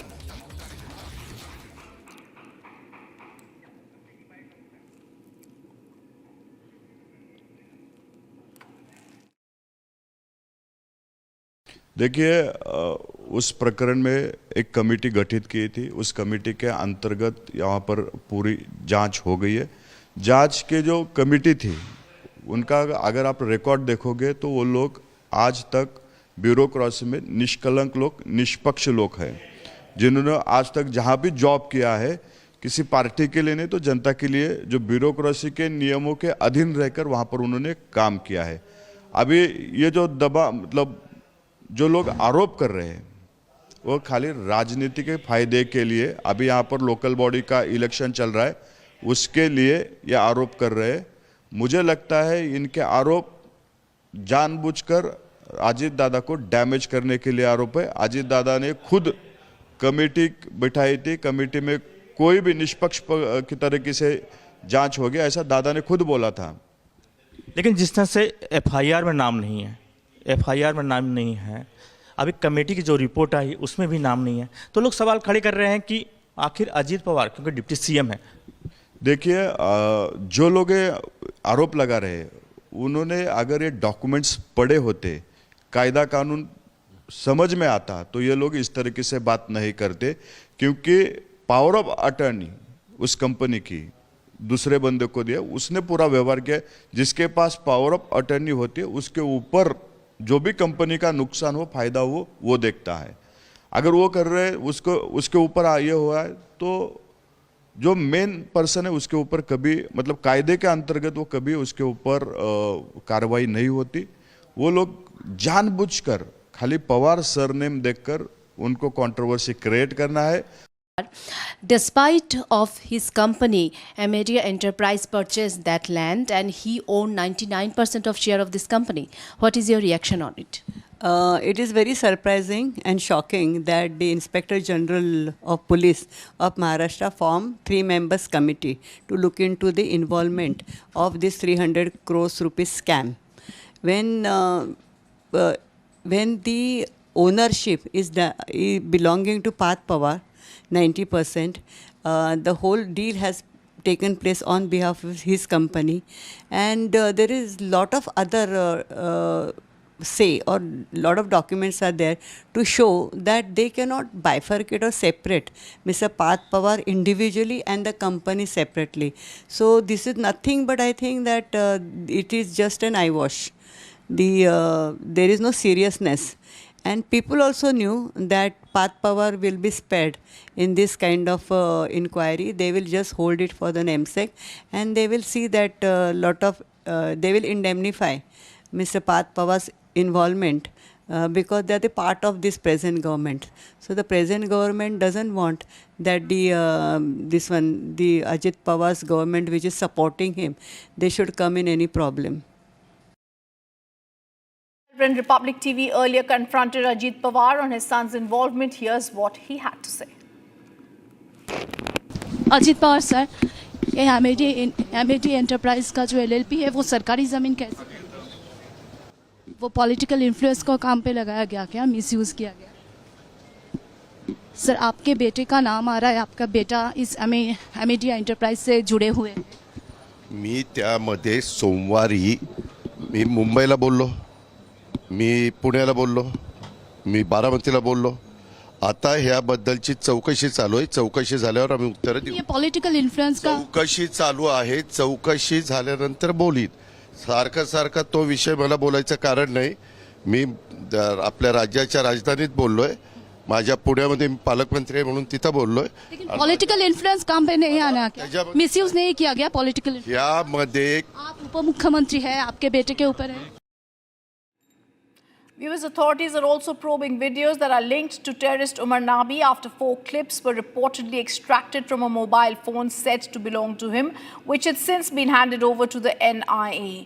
According to investigative details, Umar allegedly gave the phone to his brother during a visit to Srinagar and later instructed him to dispose of it in a drain near their home. Umar's brother was subsequently arrested on the night of the Delhi blast, with investigators claiming that the phone was dumped following Umar's instructions as part of efforts to conceal evidence. Let me also now go across to Shamvi, who's joining us live from the Al Falaha University. Shamvi, you've been camping there for the last few days. What are the details that you're picking up? We've seen the ED has raided Al Falaha University. We've also seen the Delhi police has filed FIRs. What details are you picking up?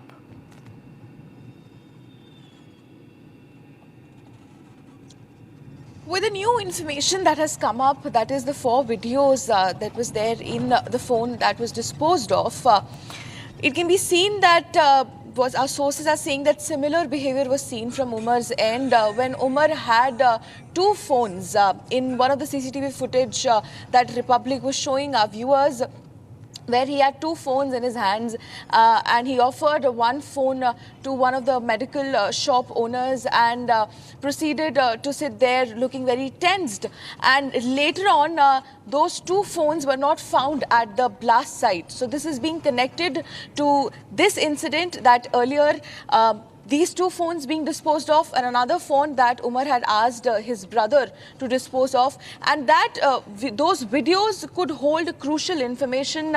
Those videos could hold surveillance videos that they would have taken of the target, prospective target of the places that they were targeting for the blast, or they could also hold crucial information in relation to this new person called Danish, who has come up as the technical backbone of this terrorist doctor module that could hold information regarding the consolidation of the IEDs and the blast that they were carrying out. So this is the latest update where the investigators had got to know about this new disposed of phone. Back to you. All right, Shamvi, thank you for giving us those details. The top focus will continue tracking.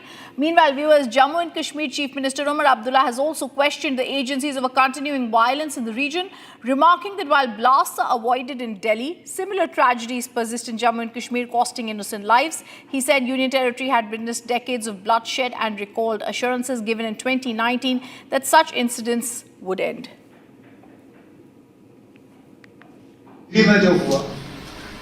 चंद लोग उसके लिए जिम्मेदार हैं, लेकिन एक ऐसा तासुर पैदा करने की कोशिश की गई कि इसमें हम सब जो है कसूरवार हैं, हम सब इसमें मिले हुए हैं.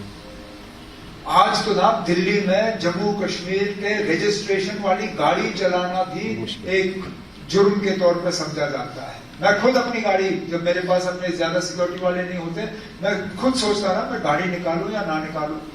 पता नहीं कौन साइड करके रोकेगा, पूछेगा ना आप हो कहां से, क्या कर रहे हो, यहाँ पे क्यों आए हो. Let's take a look at what's making headlines across the nation. Bharat 1 Minute, brought to you by Canara Bank. Together we can. A high-level panel probing a 300 100 crore rupee Pune land deal linked to a firm associated with Ajit Pawar's son Parth has found 3 accused guilty of wrongdoing. The report had been submitted to the joint IG of registration, highlights several violations in the registration of the sale agreement for 40 acres of government land in Mundwa, while making no mention of Parth Pawar.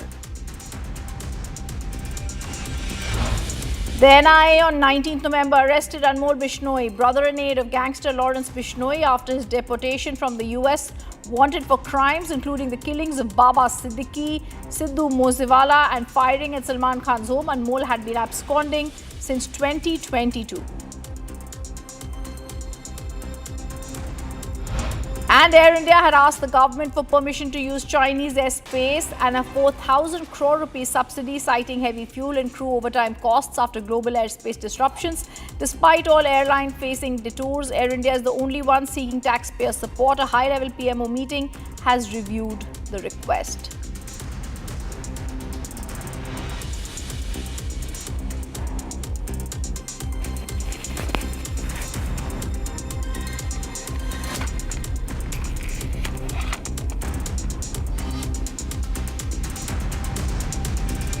Men in green turned men in blue today as courage met pure sporting passion.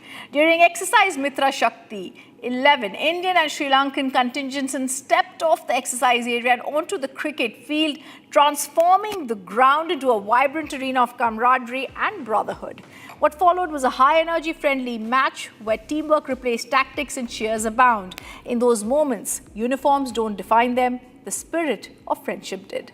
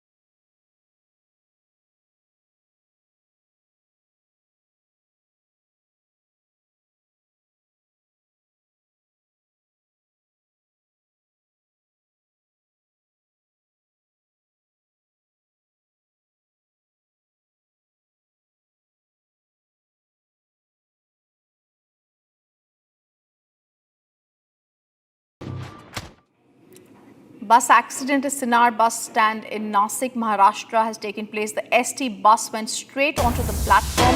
People were waiting. The breaking news coming in for the bus. The bus crushed them. The accident occurred due to brake failure. One child has also died in this accident and 4 people have been injured. This is the tragic accident that has happened in Nashik, and this is the news that has just come in, where the ST bus accident has happened at Sinar bus stand in Nashik in Maharashtra. The ST bus had gone into the platform. People were waiting for the bus and the bus went into the platform, crushing them. The accident occurred, it's being now said, due to brake failure. There was one child who died in the accident and there were also 4 people who were injured.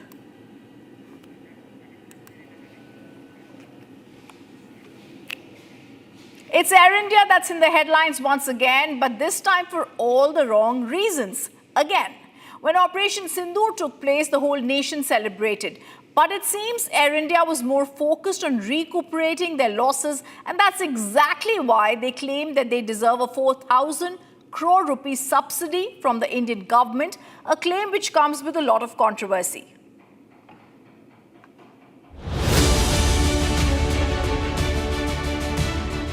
Air India is back at the government's doorstep, this time with the demand that has triggered immediate questions and serious pushback. After Operation Sindoor and the subsequent airspace disruptions, several international routes tightened. But while every airline faced detours, only Air India is asking a huge taxpayer-funded bailout. The carrier has sought an urgent intervention from the PMO, where a high-level meeting has concluded. And the ask is staggering. Air India is seeking permission to use Chinese airspace and a 40,000 crore subsidy to cover mounting losses. Air India says that the detours post the Pahalgam terror attack have caused fuel burn, crew time extensions, citing mounting operational losses. But here's the real question. If every airline is flying longer routes, why is only Air India claiming crisis-level losses? Should public money be used to compensate a private airline? In this meeting with the PMO officials, the Secretary from Ministry of Civil Aviation, the Chairman of Airport Authority of India and the CEO of Air India, Campbell Wilson himself was present at the meeting, requesting the PMO that there's an immense, huge, heavy loss which Air India is bearing these days, and there's a fuel costing, there's a crew costing, and there's a high hotel stay and the maintenance and other costs which Air India is bearing right now because of the closure of the Pakistan airspace. And the meeting went on for half an hour. It's very upsetting and surprising at the same time for everyone, for all those families of the victims who lost their loved ones in the Pahalgam terror attack. And here in Air India and its PPD is precisely mentioning that after the Pahalgam terror attack, there has been detour around the Pakistan airspace, the flights which are going to North America, UK and also in the several parts of Middle East, everywhere. Additional 49 to 50 minutes is taking for the aircraft to go, and that is the reason Air India is an immense loss, and the government should help Air India and give the subsidy of rupees 4,000 crore. Meanwhile, when Republic confronted Air India CEO Campbell Wilson on this controversial demand, he had no clear answers.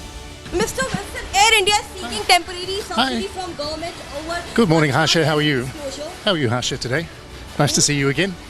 Yes, but you have to respond to the questions. Why Air India is seeking I'm wishing you good morning. Subsidy? Good morning. It's nice to see you. But 4,000 crore temporary subsidy. No. Good morning. Not good morning, but we are asking the questions here. Why Air India is seeking temporary subsidy after the Pakistan?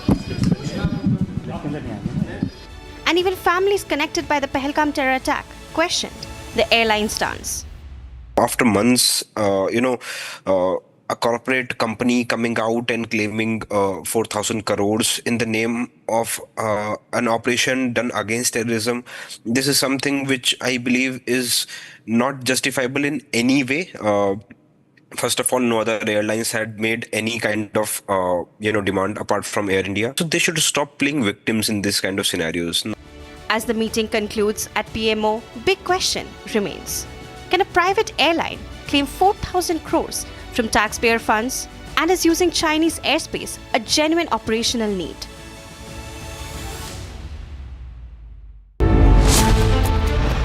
Scam proven, deal scrapped, Pawar protected. Ajit Pawar's son spared in the land scam. Officials have been sacrificed. Owner of the company, Parth Pawar, spared. Debating tonight at 8 p.m.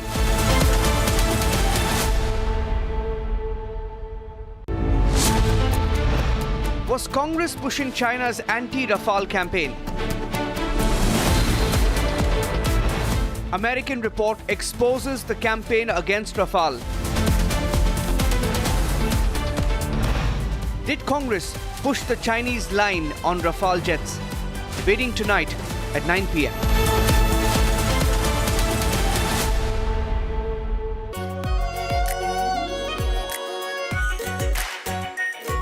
Pure Shahi Paneer Masala. Delicious, healthy, every day.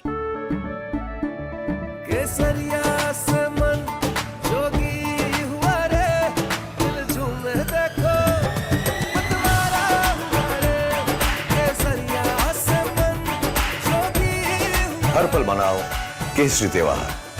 विमल, बोलो जुबान केसरी। ये है secret recipe MDH का जीरा SIP जल जीरा मसाला।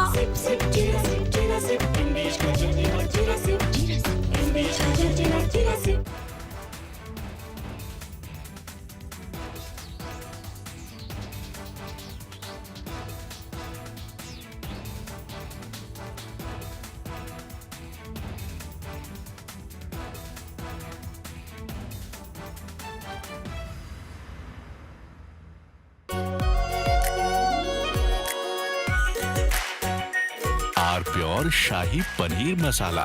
Delicious, healthy, every day.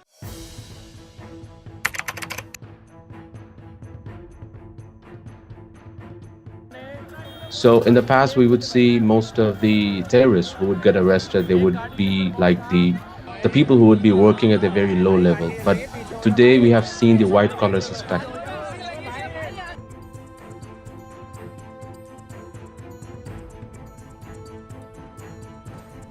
Kashmir घाटी में डॉक्टर्स एक बहुत अल्टीमेट ड्रीम होता है वहां के लड़के लड़कियों का। उस बनने के बावजूद अगर आप रेडिकलाइज होकर अपने ही देशवासियों को मारने के लिए और अपने देश को तोड़ने के लिए तैयार हो सकते हैं तो आप अंदाजा। If you were to make a statement supporting terrorism or the acts of terrorists, so if you were to try and build a rationale for acts of terrorism, that the local policeman would come to your house, arrest you. If you were to put such a comment on social media, rightly so, you would be facing charges, you would be in jail. But if you're from the Congress, nothing would happen. If you're Farooq Abdullah, nothing will happen. If you're Hussain Dalwai, nothing will happen. If you're from the PDP, despite the central government being a BJP government, nothing will happen. These are not just apologists. These are people who are making a strong case for terrorists. Is politics an act? If it was not an act, then why are these people not facing charges? Why is the central government not going against them? If you believe we need to be a hard state not in terms of statement but in reality, then support Republic.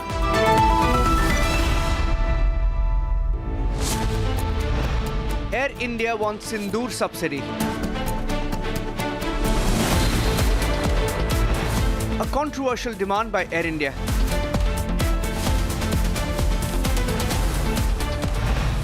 Air India blames losses on Pahalgam fallout. Waiting tonight at 8:30 p.m.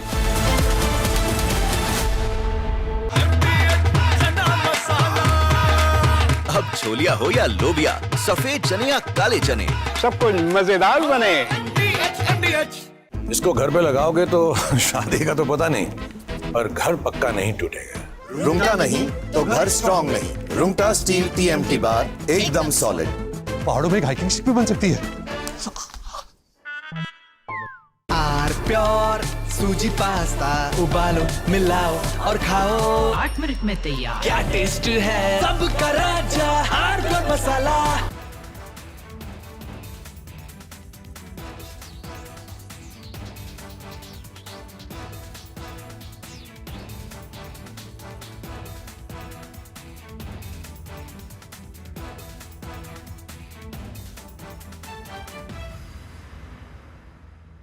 आधे bowl दही में 4 चम्मच MDA चटनी पुदीना मसाला डाला, stir करो, पुदीना चटनी तैयार। MDA चटनी पुदीना मसाला। China and Japan are clashing verbally over Taiwan. Tensions between China and Japan have risen over Taiwan's security. Japan has signaled it may intervene in a potential conflict, viewing it as a threat to its own stability.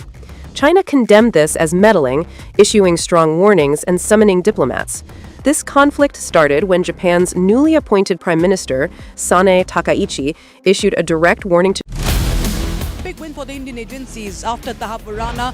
Wanted gangster Anmol Bishnoi has been dragged back to India. What happens next as NIA takes custody? We'll tell you on the show this evening at 6 p.m. Also, we get you details on how China was carrying out a disinformation campaign against Rafale post-Operation Sindoor. And also, how Parth Pawar's name has been omitted from the land deal scam. We'll tell you all that and much more on 6 Stories at 6 with me, Rakshita. थोड़े में ज्यादा स्वाद ये तो है इसकी खास बात। वाओ मामा क्या स्वाद है? अरे मेरे राजा सबका राजा आर्थिक मसाला केसरिया से मन जोगी हुआ रे दिल झूमे देखो मतवारा हुआ रे केसरिया से मन जोगी हर पल मनाओ केसरी त्योहार विमल बोलो जुबान केसरी। अब छोलिया हो या लोबिया, सफेद चने या काले चने, सब कुछ मजेदार बने।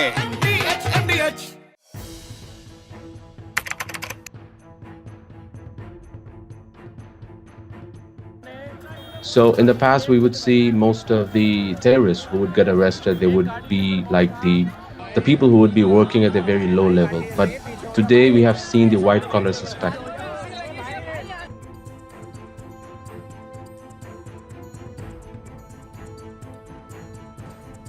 कश्मीर घाटी में डॉक्टर्स एक बहुत अल्टीमेट ड्रीम होता है वहां के लड़के लड़कियों का। उस बनने के बावजूद अगर आप रेडिकलाइज होकर अपने ही देशवासियों को मारने के लिए और अपने देश को तोड़ने के लिए तैयार हो सकते हैं, तो आप अंदाजा लगाइए किस तरह की रेडिकलाइजेशन हो रही है और इस फ्रंट पे हम क्या काम कर रहे हैं।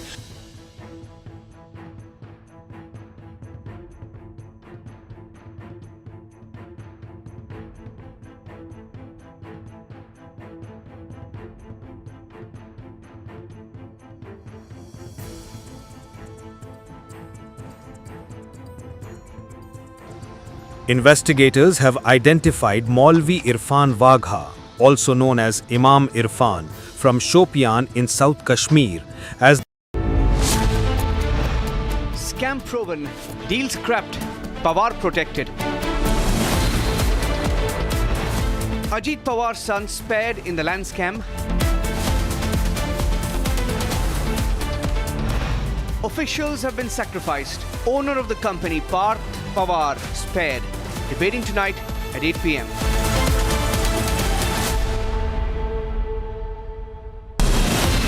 From Asia's largest news headquarters, setting the agenda for Bharat.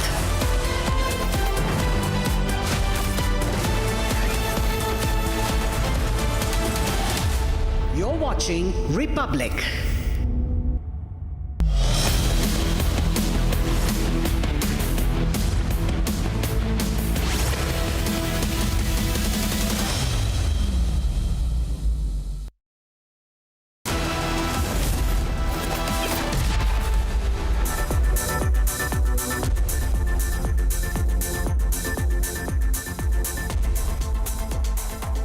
Very good evening, viewers. You're watching the latest edition of 6 Stories at 6, and I am Rakshita Mishra with you, viewers. The big story is the extradition of the dreaded gangster, most wanted gangster, Anmol Bishnoi. He has been dragged back to Indian soil, and the message being sent out is no criminal who indulges in any anti-India activity or any heinous crime will be spared, no matter in which corner of the world he is. Second story on 6 Stories at 6 is the Pahalgam subsidy, viewers. Air India today knocked the doors of the PMO seeking the subsidy for what losses they incurred during Pahalgam. They're also looking for a China route, looking for permission to use the Chinese airspace. We'll tell you more on that.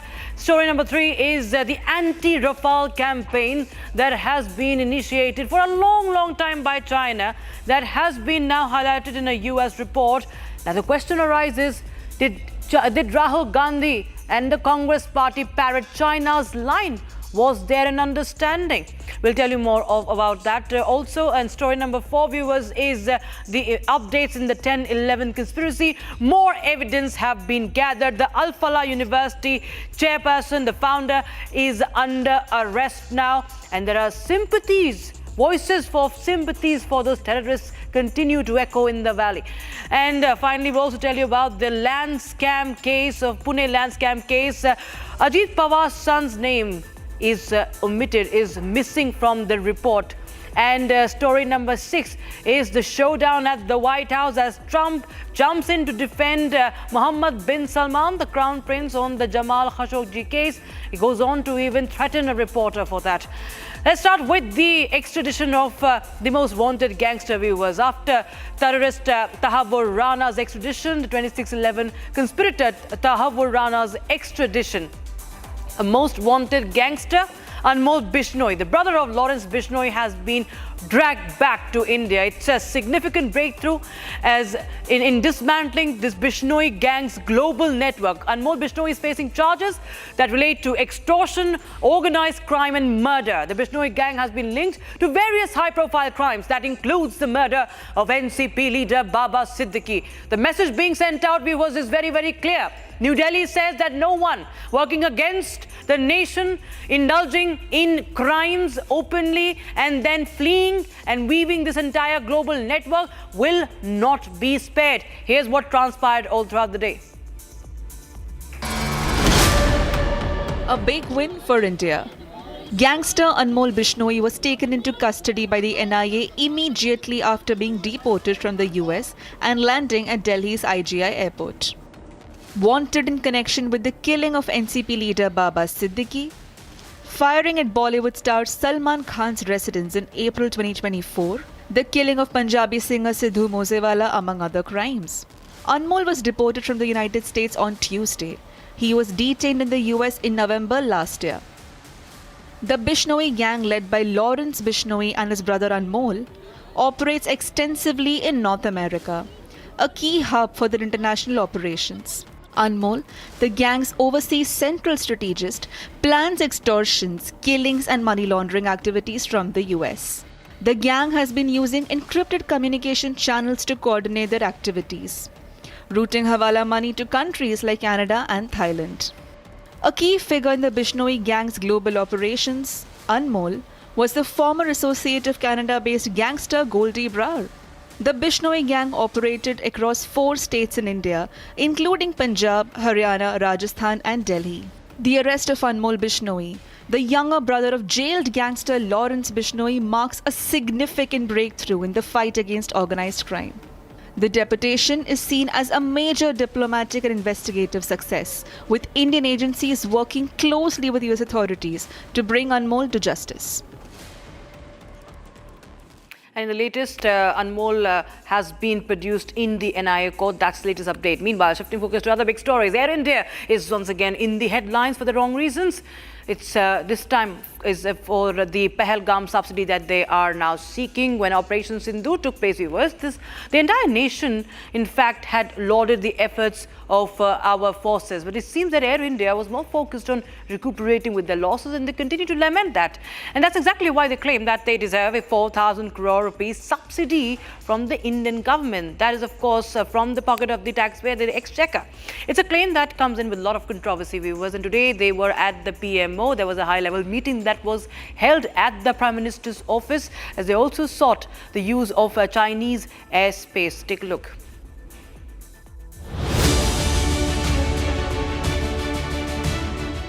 Air India is back at the government's doorstep, this time with a demand that has triggered immediate questions and serious pushback. After Operation Sindoor and the subsequent airspace disruptions, several international routes tightened. But while every airline faced detours, only Air India is asking a huge taxpayer-funded bailout. The carrier has sought an urgent intervention from the PMO, where a high-level meeting has concluded. And the ask is staggering. Air India is seeking permission to use Chinese airspace and a 40,000 crore subsidy to cover mounting losses. Air India says that the detours post the Pahalgam terror attack have caused fuel burn, crew time extensions, citing mounting operational losses. But here's the real question. If every airline is flying longer routes, why is only Air India claiming crisis-level losses? Should public money be used to compensate a private airline? In this meeting with the PMO officials, the Secretary from Ministry of Civil Aviation, the Chairman of Airport Authority of India and the CEO of Air India, Campbell Wilson himself was present at the meeting, requesting the PMO that there's an immense, huge, heavy loss which Air India is bearing these days, and there's a fuel costing, there's a crew costing, and there's a high hotel stay and the maintenance and other costs which Air India is bearing right now because of the closure of the Pakistan airspace. And the meeting went on for half an hour. It's very upsetting and surprising at the same time for everyone, for all those families of the victims who lost their loved ones in the Pahalgam terror attack. And here in Air India and its PPD is precisely mentioning that after the Pahalgam terror attack, there has been detour around the Pakistan airspace, the flights which are going to North America, UK and also in the several parts of Middle East, everywhere additional 49 to 50 minutes is taking for the aircraft to go, and that is the reason Air India is an immense loss, and the government should help Air India and give the subsidy of rupees 4,000 crore. Meanwhile, when Republic confronted Air India CEO Campbell Wilson on this controversial demand, he had no clear answers. Mr. Wilson, Air India is seeking temporary subsidy from government over... Good morning, Harsha. How are you? How are you, Harsha, today? Nice to see you again. Yes, but you have to respond to the questions. Why No, Air India is seeking I'm temporary wishing you good morning. subsidy? Good morning. It's nice to see you. But 4,000 crore temporary subsidy. No. Good morning. Not good morning, but we are asking the questions here. Why Air India is seeking temporary subsidy after the Pakistan And even families connected by the Pahalgam terror attack questioned the airline stance. After months, a corporate company coming out and claiming 4,000 crores in the name of an operation done against terrorism. This is something which I believe is not justifiable in any way. First of all, no other airlines had made any kind of demand apart from Air India. So they should stop playing victims in this kind of scenarios. As the meeting concludes at PMO, big question remains. Can a private airline claim 4,000 crores from taxpayer funds and is using Chinese airspace a genuine operational need? This review report has uncovered a China-led disinformation campaign that was launched after Operation Sindoor, after the terror attack in Pahalgam and Operation Sindoor. And the report said that China used fake social media accounts and AI-generated images of supposed Rafale debris to push the claim that the jets were destroyed, all to promote its own J-35 fighters, who really does not have any takers. In fact, we was back in July also, the French officials and French Defense Ministry officials had also said that there was a campaign that was being run by the Chinese against the Rafale fighters, using their officials in the embassies, using their envoys as well. And now this report has also reiterated the same facts. Here's more how Congress seemingly also parroted the same tone what China has been singing. The question arises, was this a Congress-backed campaign? It started with a tragedy and escalated into a high-stakes showdown. In April, a deadly terror attack took place in Kashmir's Pahalgam. अरे नहीं हम लोग अरे madam ये pressure साथ आया है आपको किसी चीज का डर India's response was swift and surgical, as was seen during Operation Sindoor. ये अटैक हुआ है नूर खान बेस पे. It was Indian Air Force Chief, Air Chief Marshal AP Singh, who had confirmed the mission's success. 5 Pakistani fighter jets and a massive surveillance aircraft. 3 of their hangars in 3 different stations have been damaged, and in that hangar as well as on tarmac we have signs of one C-130 class of aircraft, one AEW&C class of aircraft, and at least 4 to 5 fighter aircraft, most likely F-16, because that base happened to be F-16, which would have been under maintenance that time. Along with that, one SAM system which has been destroyed. And so these are the strikes that, the destruction that has taken place on ground by our strikes. And now, a report by an American agency has uncovered a massive disinformation campaign against Rafale. The US-China Economic and Security Review Commission's annual report lays it bare. China exploited the India-Pakistan flare-up with grey zone tactics.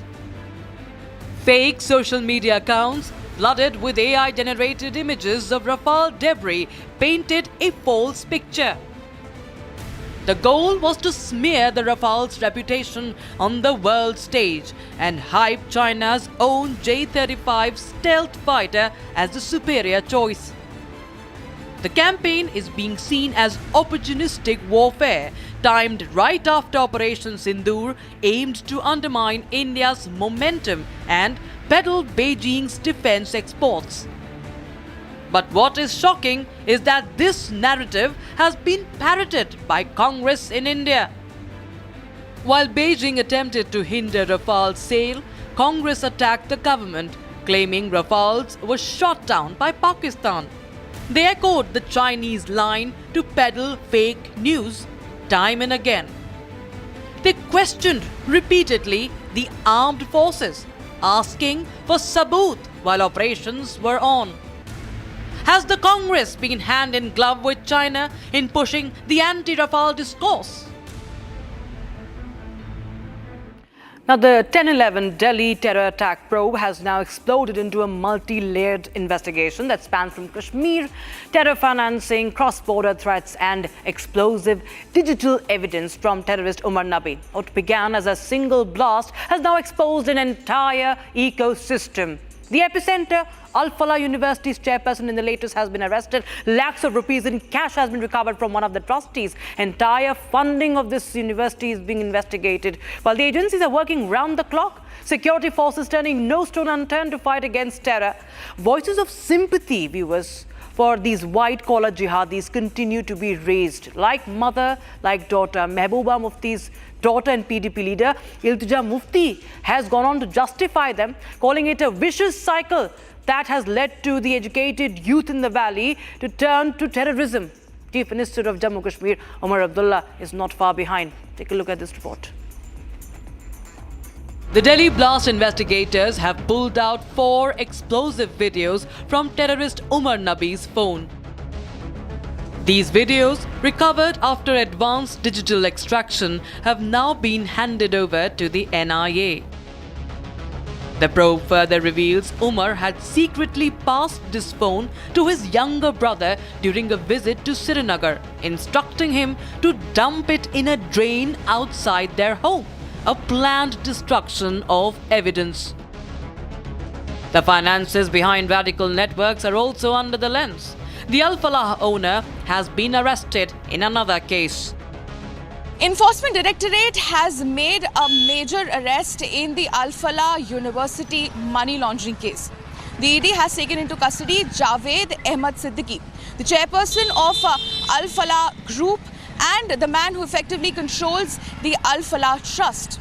According to ED, the man was taken into custody when the investigators found links that large amount of fund was being diverted from the trust to family-owned companies, including contracts of construction and catering to companies which were linked to his wife and children.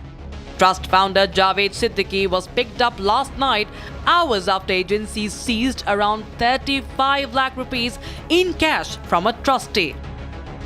The ED has seized a cash of over 48 lakhs, digital devices, documents and details related to the shell companies.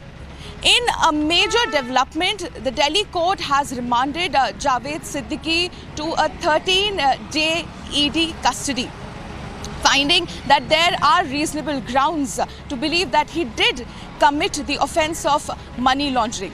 The ED is now on the track of tracing the full money trail and finding out the extent of the proceeds of crime.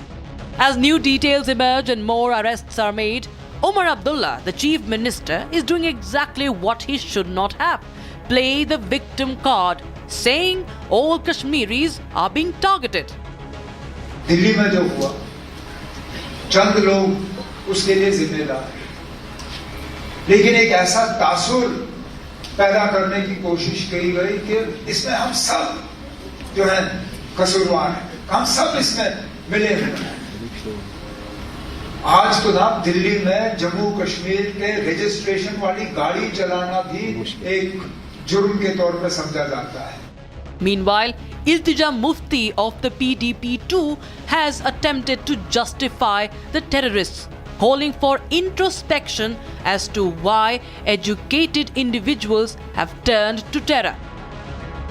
Opposition politicians seem intent on targeting India, and in the process, they're giving Pakistan a clean chit.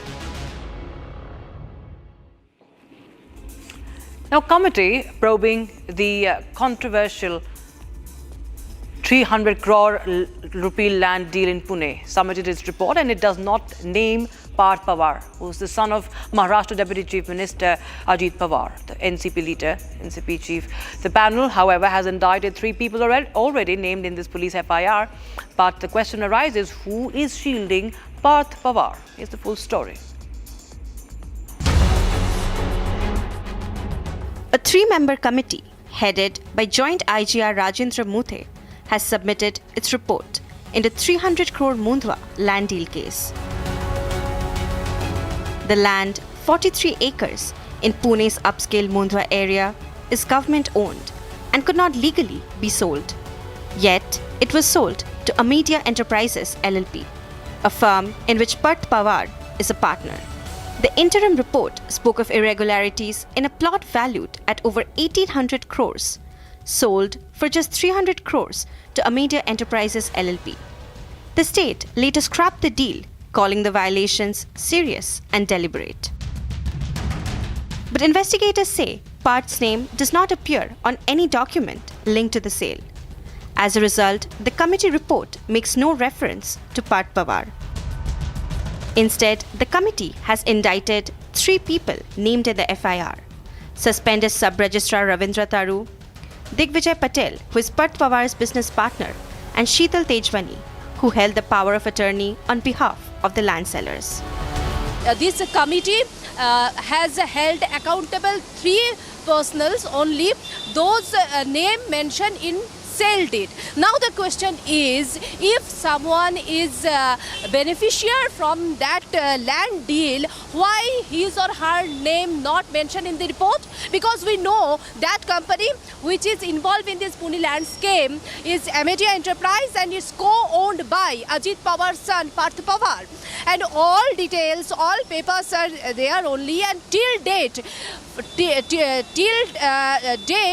the Parth Pawar is the co-owner of that company. Parth Pawar was beneficiared by these deals. Why his name not came in this report? That's why this report is raising questions. Sub-Registrar Taru is accused of using a skip option in the registration system, bypassing mandatory checks on government land. The probe also found shocking financial gaps. The 300 crore deal should have attracted 21 crore in stamp duty, but the firm linked to Parth paid only Rs 500. Despite this, neither the FIR nor the committee report names Parth, even though he remains a director in the company at the center of the controversy.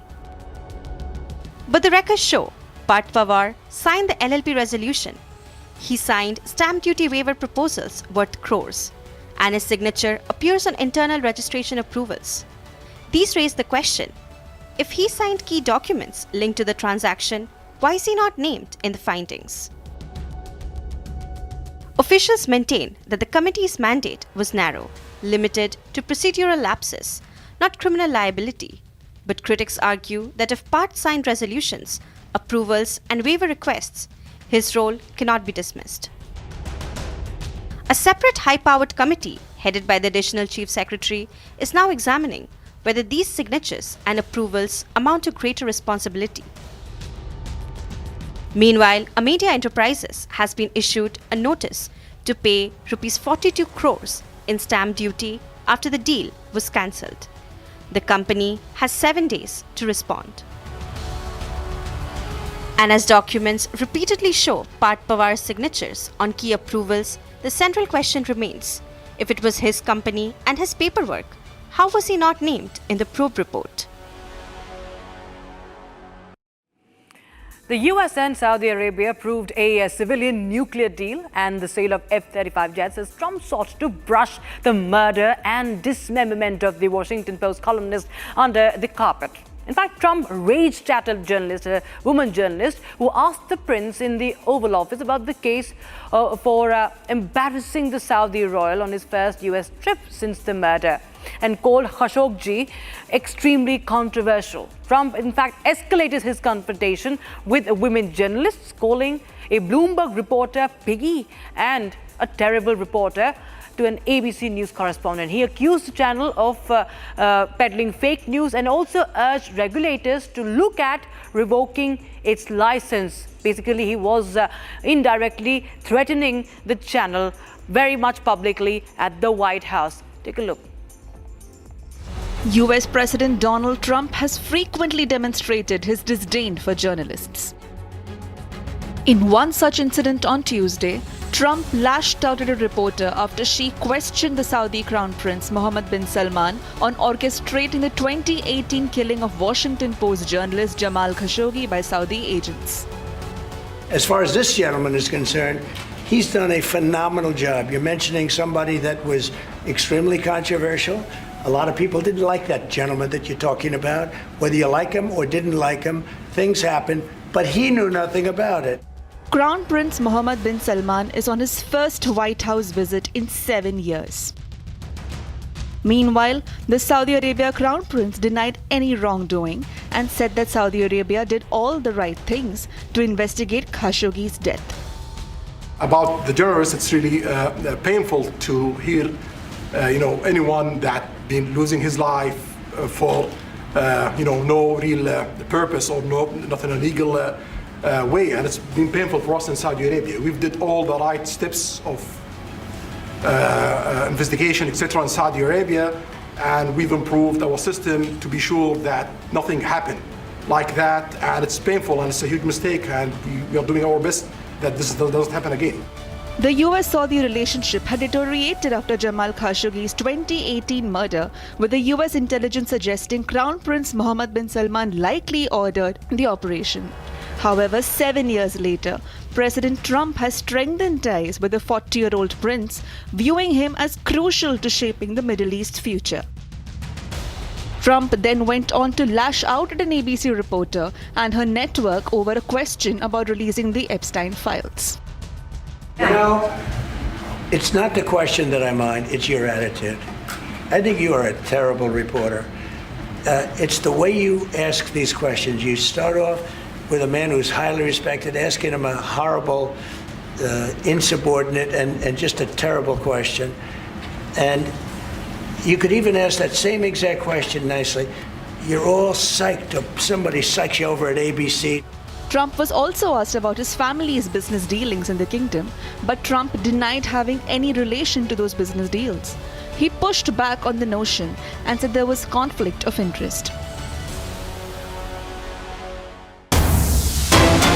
Coming in right now, the NIA has been granted 11-day custody of Anmol Bishnoi. That's the big breaking news we have right now. He has been just been produced after being dragged back to India at the Patiala House Court, the NIA court in Patiala House Court. Now, NIA has got the 11-day custody of Anmol Bishnoi. That's the breaking news we have right now. Most wanted gangster. One of the most wanted gangster, Anmol Bishnoi, extradited back to India. He has been dragged back on Indian soil, and NIA now gets 11-day custody of Anmol Bishnoi.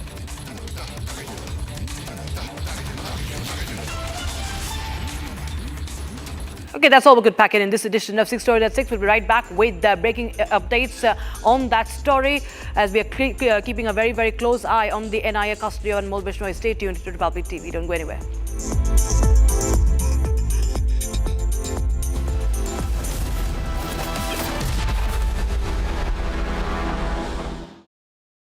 थोड़े में ज्यादा स्वाद यही तो है इसकी खास बात। वाओ मम्मा क्या स्वाद है। अरे मेरे राजा सबका राजा और pure masala. 13,000 placements last year. At Amity, we are committed to nurturing passionate, hardworking and proactive professionals. अब छोलिया हो या लोबिया, सफेद चने या काले चने, सब कुछ मजेदार बने। Some places feel like they've been waiting for you, where every piece speaks of legacy, from diamonds that celebrate ambition to festive gold that honors tradition. LD Sons.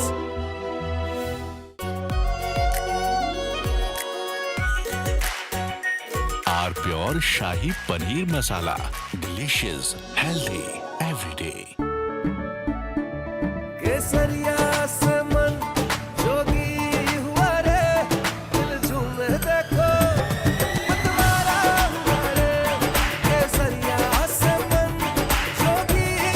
हर पल मनाओ केसरी त्योहार। विमल, बोलो जुबान केसरी। दादी के हाथों का जादू और खुशबू से महकता घर, माँ की मुस्कुराहट और खाने की सुगंध। MDH गरम मसाला, क्योंकि हर रिश्ता है स्वाद से जुड़ा। Some places feel like they've been waiting for you, where every piece speaks of legacy, from diamonds that celebrate ambition to festive gold that honors tradition. LD Sons. Pure सूजी पास्ता उबालो, मिलाओ और खाओ। 8 मिनट में तैयार। क्या taste है सबका राजा hardcore masala.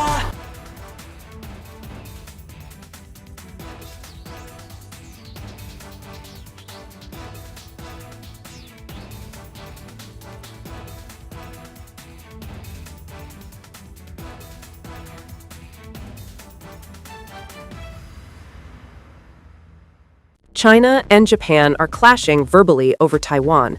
Tensions between China and Japan have risen over Taiwan's security. Japan has signaled it may intervene in a potential conflict, viewing it as a threat to its own stability. China condemned this as meddling, issuing strong warnings and summoning diplomats. This conflict started when Japan's newly appointed Prime Minister, Sanae Takaichi, issued a direct warning to China during a session of the country's parliament. She stated that a conflict... From Asia's largest news headquarters, setting the agenda for Bharat.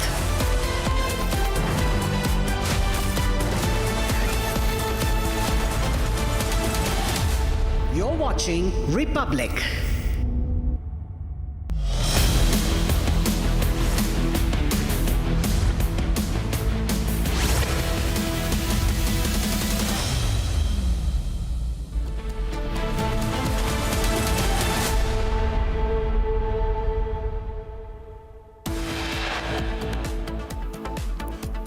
On the run since 2022, wanted gangster Anmol Bishnoi dragged back on Indian soil. Hearing at Patiala House Court has ended. 10 days custody to NIA.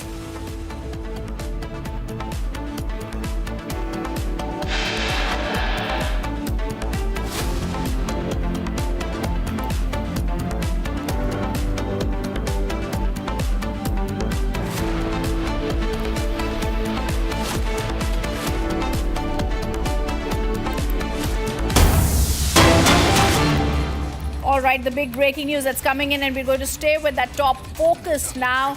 NIA has granted 11 days custody. The Patiala House Court has granted Anmol Bishnoi's custody to NIA. He has been wanted in several murder cases, and now 11-day custody has been granted of Anmol Bishnoi. Patiala House Court has sent Anmol Bishnoi on 11-day NIA custody. The fugitive gangster who had been missing since 2022 his custody has now been granted for the next 11 days to the NIA. And this is the big breaking news that we're staying with us right now, viewers. Wanted in Moosewala's case, Baba Siddiqui's killing Anmol Bishnoi was first deported back to India. This was the big diplomatic win for India, and now the Patiala House Court, after hearing arguments, has now stated the fugitive gangster will be in 11 days of NIA custody. The visuals that are coming in are of the Patiala House Court. This is the jail part of it, this is the gate part of it, where he's usually going to be brought out from. Let me go across to Chandrakala, who's joining us live on the story. Chandrakala, this is the big story as the extradition has taken place of the mastermind of the jailed gangster Lawrence Bishnoi's brother Anmol Bishnoi. 11 days custody has been given and granted of this gangster to the NIA.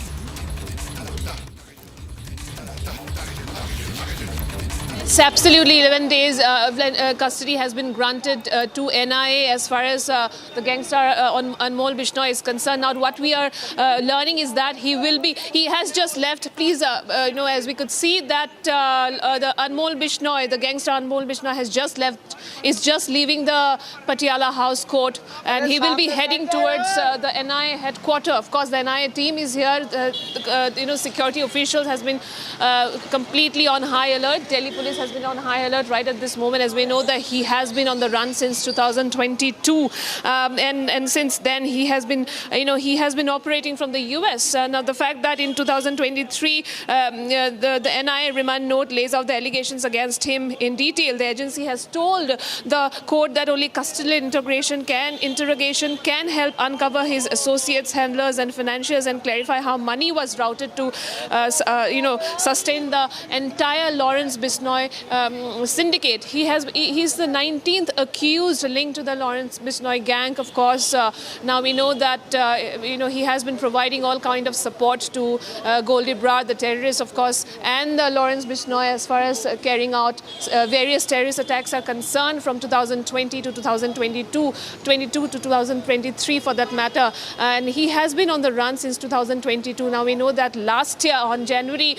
on India's request, as we can see, he's just leaving the Patiala House Court right at this moment. I would like my VJ to keep tracking, keep showing the visuals, which is coming just outside from the Patiala House Court, where the NIA team has brought him here. Of course, now interrogation is underway, and as we know that 11 days remand has been granted to NIA as far as his custody is concerned. Anmol Bishnoi, the younger brother of gangster Lawrence Bishnoi. So here we can see that the entire Delhi police officials, other security officials are on high alert.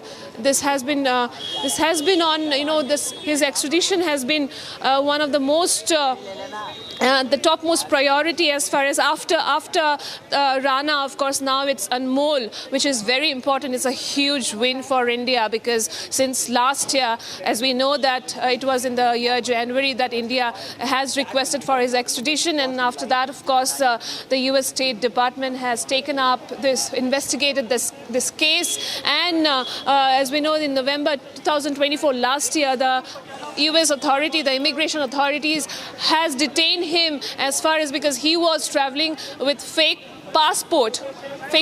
So yes, there are multiple such criminal charges against him, starting from extortion, murdering. Of course, he's one of the prime suspect as far as murdering of former Maharashtra minister, that's Baba Siddiqui, and also multiple charges against him, including the killing of Punjabi singer Sidhu Musewala, for that matter. Of course, he's one of the prime suspect as far as shooting outside Salman Khan's residence, the Bollywood star's residence, is concerned. So yes, multiple such charges, and the custodial interrogation will now take place. As you can see, I can ask my VJ. That's Anmol Bishnoi leaving for NIA headquarters with a bulletproof. Of course, the fact that complete security, foolproof security has been granted to him. He has just left the NIA headquarters. The security officials has been deployed here right at this moment, and he now leaves for the NIA headquarters. As we know that 11 days custody has been granted to NIA, but yes, he has been in the list, most wanted list, as far as most wanted list for NIA, and also that Mumbai police, be it Haryana police or Delhi police, has been is on the list of these states, because there are multiple such criminal charges against him across the country, across the entire nation. As I have already mentioned, the prime suspect for murdering the NCP leader Baba Siddiqui, for that matter. Back to you. I think this is the big news that's also coming in. I want to stay with those visuals that are coming in from the Patiala House Court, dragged back from the United States. Anmol Bishnoi now heads to the NI headquarters. I think very crucial, Chandrakala, to stay with you and understand what the NI had said, because the NI had said so clearly that he is wanted in some of the biggest cases that we are speaking about. Inside the Patiala House Court, we are showing those visuals. Anmol Bishnoi is the 19th accused to be arrested for his involvement in the terror syndicate that is led by his brother Lawrence Bishnoi. He was charge-sheeted by the NI in 2023. For 2 years, the investigations against him have been going on.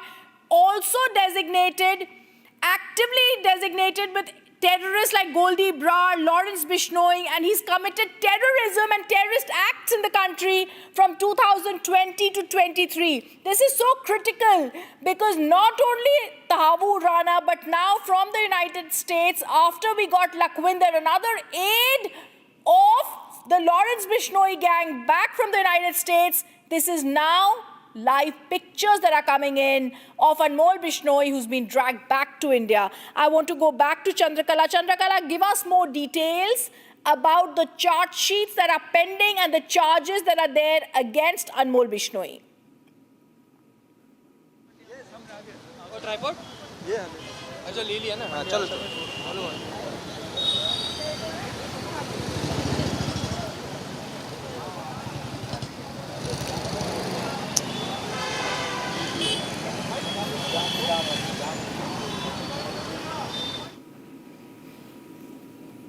All right, I also want to tell our viewers that he has been brought back, and there are charges of terrorism and terror activities against gangster Anmol Bishnoi. He was also engaged in extortion in India from foreign soil with the help of other gangsters. One of the key charges against him, staying with those pictures from the Patiala House Court. Let me go across to Ishan, also joining us. Ishan, the words from the NI are so clear.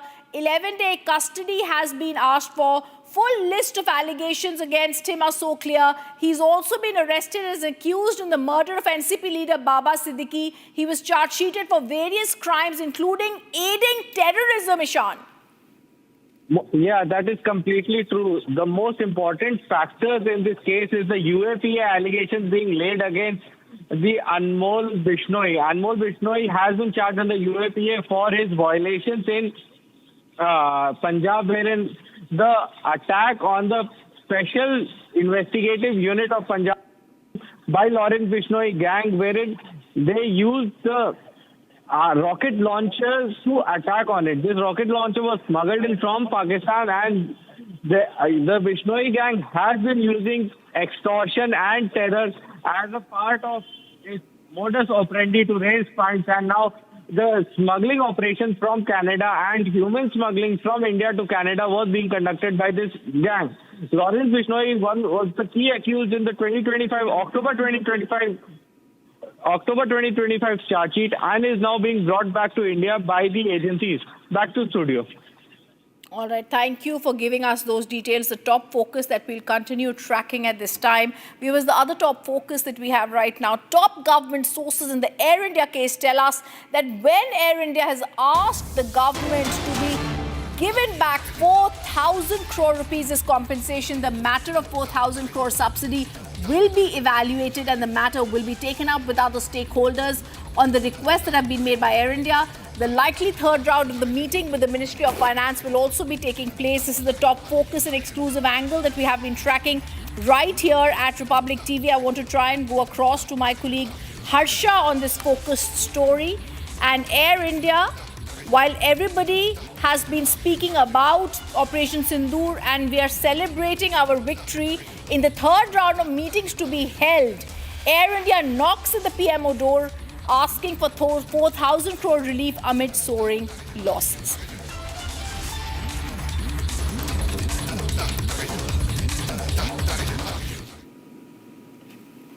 Now, Air India also in the headlines once again. This time, like we said, once again for all the wrong reasons. When Operation Sindoor took place, the whole nation celebrated.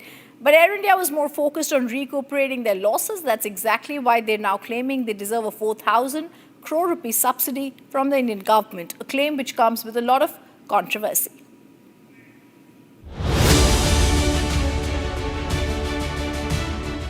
Air India is back at the government's doorstep, this time with a demand that has triggered immediate questions and serious pushback. After Operation Sindoor and the subsequent airspace disruptions, several international routes tightened. But while every airline faced detours, only Air India is asking a huge taxpayer-funded bailout. The carrier has sought an urgent intervention from the PMO, where a high-level meeting has concluded. And the ask is staggering. Air India is seeking permission to use Chinese airspace and a 40,000 crore subsidy to cover mounting losses. Air India says that the detours post the Pahalgam terror attack have caused fuel burn, crew time extensions, citing mounting operational losses. But here's the real question. If every airline is flying longer routes, why is only Air India claiming crisis-level losses? Should public money be used to compensate a private airline? In this meeting with the PMO officials, the Secretary from Ministry of Civil Aviation, the Chairman of Airport Authority of India and the CEO of Air India, Campbell Wilson himself was present at the meeting, requesting the PMO that there's an immense, huge, heavy loss which Air India is bearing these days, and there's a fuel costing, there's a crew costing, and there's a high hotel stay and the maintenance and other costs which Air India is bearing right now because of the closure of the Pakistan airspace. And the meeting went on for half an hour. It's very upsetting and surprising at the same time for everyone, for all those families of the victims who lost their loved ones in the Pahalgam terror attack. And here in Air India and its PPD is precisely mentioning that after the Pahalgam terror attack, there has been detour around the Pakistan airspace, the flights which are going to North America, UK and also in the several parts of Middle East, everywhere. Additional 49 to 50 minutes is taking for the aircraft to go, and that is the reason Air India is an immense loss, and the government should help Air India and give the subsidy of rupees 4,000 crore. Meanwhile, when Republic confronted Air India CEO Campbell Wilson on this controversial demand, he had no clear answers. Mr. Wilson, Air India is seeking temporary subsidy from government over... Good morning, Harsha. How are you? How are you, Harsha, today? Nice to see you again. Yes, but you have to respond to the questions. Why Air India is seeking temporary I wish you good morning. Subsidy? Good morning. It's nice to see you. But 4,000 crore temporary subsidy. No. Good morning. Not good morning, but we are asking the questions here. Why Air India is seeking temporary subsidy after the Pakistan airspace? And even families connected by the Pahalgam terror attack questioned the airline stance. After months, a corporate company coming out and claiming 4,000 crores in the name of an operation done against terrorism. This is something which I believe is not justifiable in any way. First of all, no other airlines had made any kind of demand apart from Air India. So they should stop playing victims in this kind of scenarios. As the meeting concludes at PMO, big question remains. Can a private airline claim 4,000 crores from taxpayer funds and is using Chinese airspace a genuine operational need? Afghanistan's Trade Minister Nuruddin Azizi will be on a 5-day India visit from today. He's going to be meeting, we're getting to know in breaking news coming in, his Indian counterpart Piyush Goyal. Nuruddin Azizi, the Minister of Industry and Commerce of the Islamic Emirate of Afghanistan, will officially be travelling to New Delhi. According to sources, a detailed discussion is going to be held during this trip on expanding trade relations and imports and exports between the two countries. The main objective of the trip is also said to be talks with Indian officials on diversifying trade routes for Afghan traders. Let me go across to Chandrakala joining us live on the story. Chandrakala, very crucial as Afghan Trade Minister is now in India. He's also going to be meeting Mr. Piyush Goyal. Take us through what's on the count line and what's going to be discussed. Well, yes, absolutely. Weeks after the Afghan Foreign Minister Muttaqi visited New Delhi, now it's the Afghan Trade Minister who is in Delhi right now. Of course, he's here in India for a 5-day trip, and now what we are learning that he'll be meeting his counterpart, Minister Piyush Goyal, and also the fact that it comes at a very crucial time when, of course, Pakistan has closed all its border crossings as far as trade with Afghanistan is concerned. So yes, now the Taliban regime is looking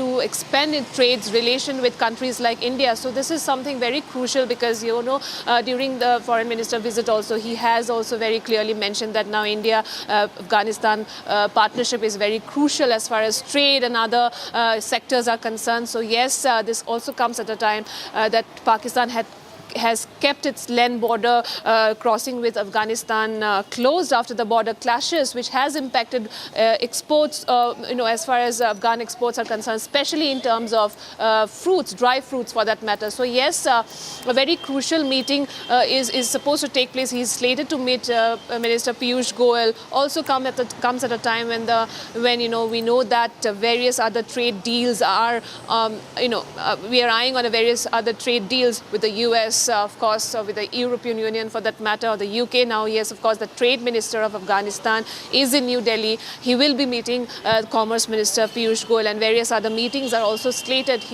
Earlier today, he visited the India International Trade Fair held in Pragati Maidan, and he's now slated to meet Minister Piyush Goyal. Over to you.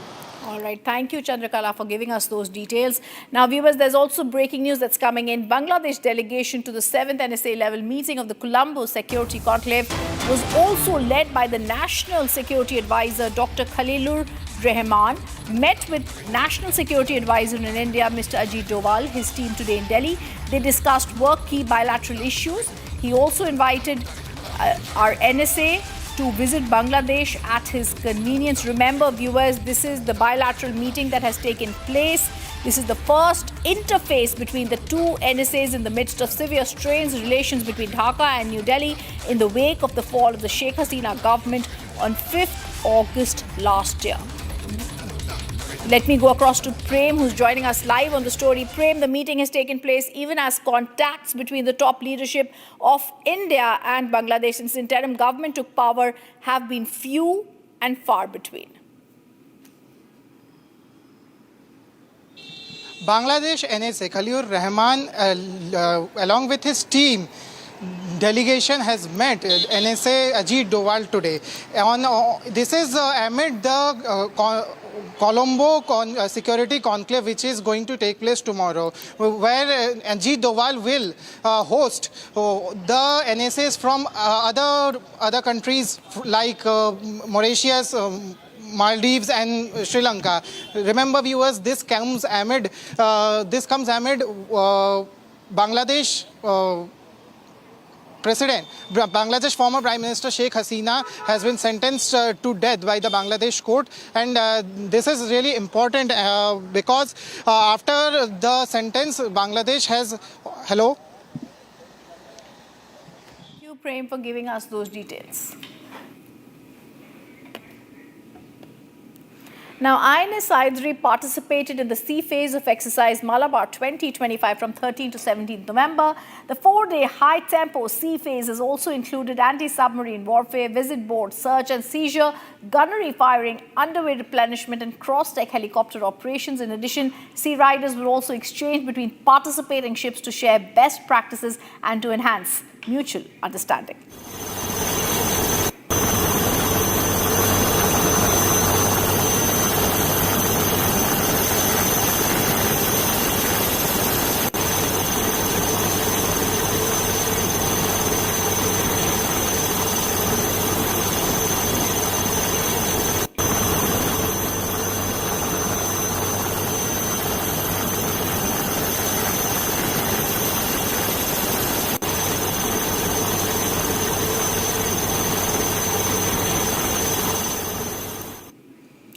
Now, men in green turned men in blue today as courage met pure sporting passion. During exercise Mitra Shakti 11, Indian and Sri Lankan contingents stepped off the exercise area onto the cricket field, transforming the ground into a vibrant arena of camaraderie and brotherhood. What followed was a high-energy, friendly match where teamwork replaced tactics with cheers abound. In those moments, it's not uniforms that define them, but the spirit of friendship.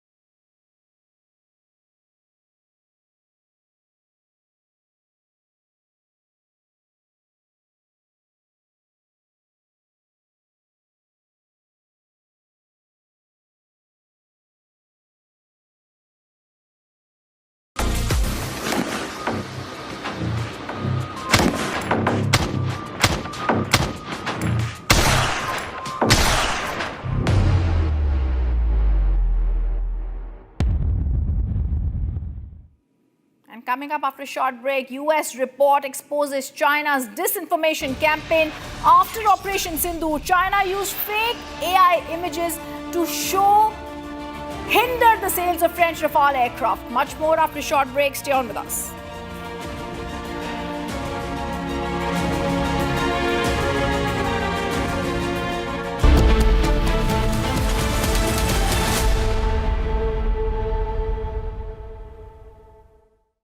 आधे bowl दही में 4 चम्मच NDA चटनी पुदीना मसाला डाला, stir करो, पुदीना चटनी तैयार। NDA चटनी पुदीना मसाला। Some places feel like they've been waiting for you, where every piece speaks of legacy, from diamonds that celebrate ambition to festive gold that honors tradition. LD Sons. Pure सूजी pasta उबालो मिलाओ और खाओ 8 minute में तैयार। क्या taste है सबका राजा हार्डकोर मसाला केसरिया से मन जोगी हुआ रे दिल झूमे देखो मतवारा हुआ रे केसरिया से मन जोगी हर पल मनाओ केसरी त्योहार विमल बोलो जुबान केसरी MDH की देगी मिर्च देगी मिर्च का तड़का अंग अंग फड़का MDH की देगी मिर्च इसको घर पे लगाओगे तो शादी का तो पता नहीं पर घर पक्का नहीं टूटेगा रुंगटा नहीं तो घर स्ट्रॉन्ग नहीं रुंगटा स्टील TMT बार एकदम सॉलिड पहाड़ों में एक हाइकिंग शिप भी बन सकती है थोड़े में ज्यादा स्वाद यही तो है इसकी खास बात। वाओ मामा क्या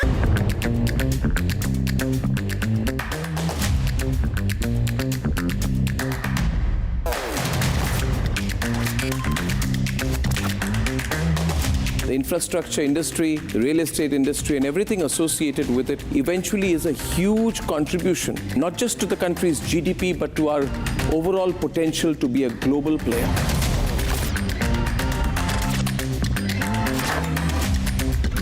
What's the big picture? Let's set the context to this. Why are we doing this? We are bringing about a very credible voice for the home buyers, for the real estate investors, through Republic TV's amazing platform.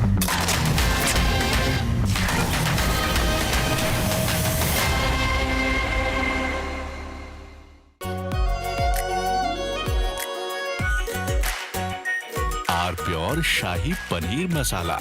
Delicious, healthy, every day. 13,000 placements last year.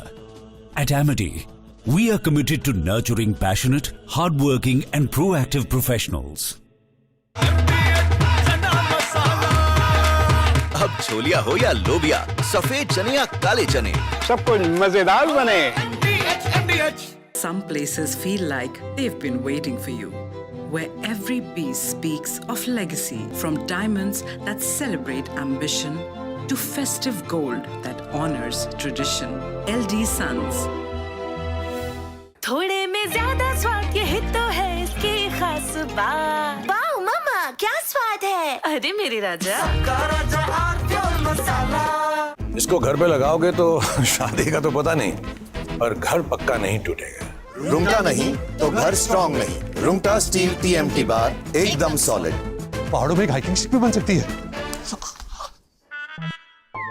दादी के हाथों का जादू और खुशबू से महकता घर, माँ की मुस्कुराहट और खाने की सुगंध। MDH गरम मसाला, क्योंकि हर रिश्ता है स्वाद से जुड़ा। Some places feel like they've been waiting for you, where every piece speaks of legacy, from diamonds that celebrate ambition to festive gold that honors tradition. LD Sons. Pure सूजी पास्ता उबालो मिलाओ और खाओ 8 मिनट में तैयार। क्या taste है सबका राजा hardcore masala Hi, this is Rajan Navani, Chairman and MD of the Jetline Group. Excited to be a part of the India Economic Summit being hosted by Republic Business, happening on 28th November at the Republic headquarters in Noida. See you at the summit.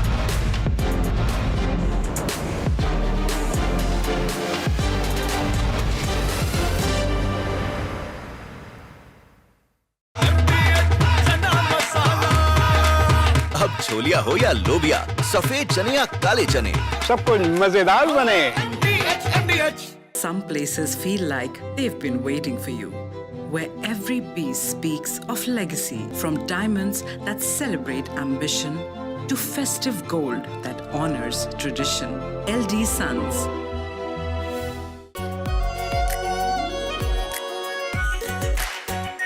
Our pure shahi paneer masala, delicious, healthy, everyday. इसको घर पे लगाओगे तो शादी का तो पता नहीं, पर घर पक्का नहीं टूटेगा।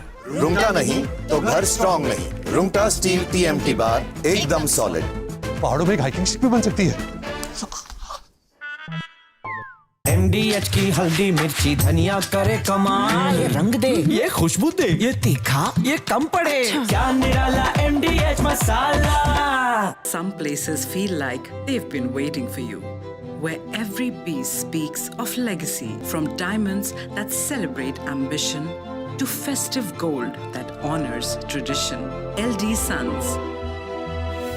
आर प्योर सूजी पास्ता, उबालो मिलाओ और खाओ। From Asia's largest news headquarters, setting the agenda for Bharat.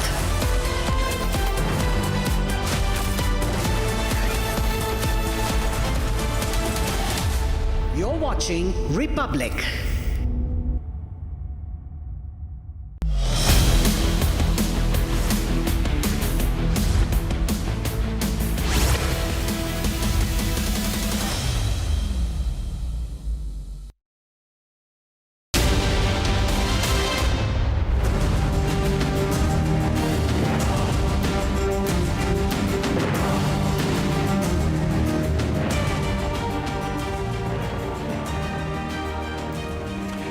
Hello and welcome. You watching This Is Exclusive with me, Shavan Sen. Tonight on this edition of This Is Exclusive, we put the spotlight on three major stories, starting with the fact that Chinese were essentially behind those fake images that you saw during Operation Sindoor. We'll get you all the latest details. The other big story that we've been tracking, the only network to expose Ajit Pawar's son Parth Pawar, raising questions as to why he does not figure in the FIR that has been named. And finally, a story that has been brushed under the carpet by every possible network in the country. This is about a Pakistani drug lord resurfacing. All this and much more on this edition of This Is Exclusive. But up first, let me take you through the headlines we're tracking at this hour.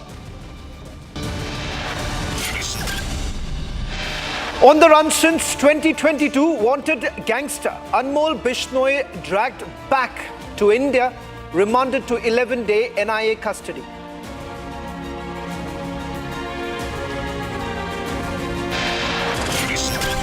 US report exposes China's disinformation campaign after Operation Sindoor. China used fake AI images to hinder the sale of French Rafale aircraft.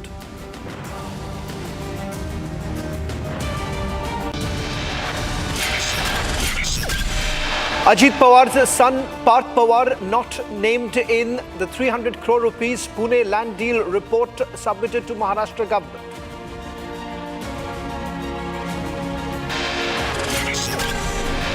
Notorious Pakistani drug lord Haji Salim resurfaces in a case related to 2021 narco consignment seizure. Only on Republic TV we get you the latest details of what really happened in the Kerala High Court.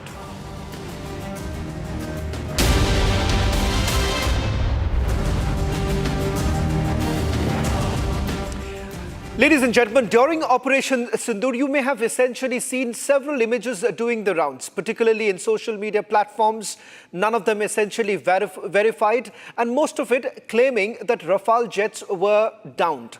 And the fact that it is the Chinese jets that have essentially given the face saver for the Pakistanis. Now, that was a lie that we have been saying all this while, but now it is also officially confirmed. Now, this is a report that has been submitted before the United States Review Committee.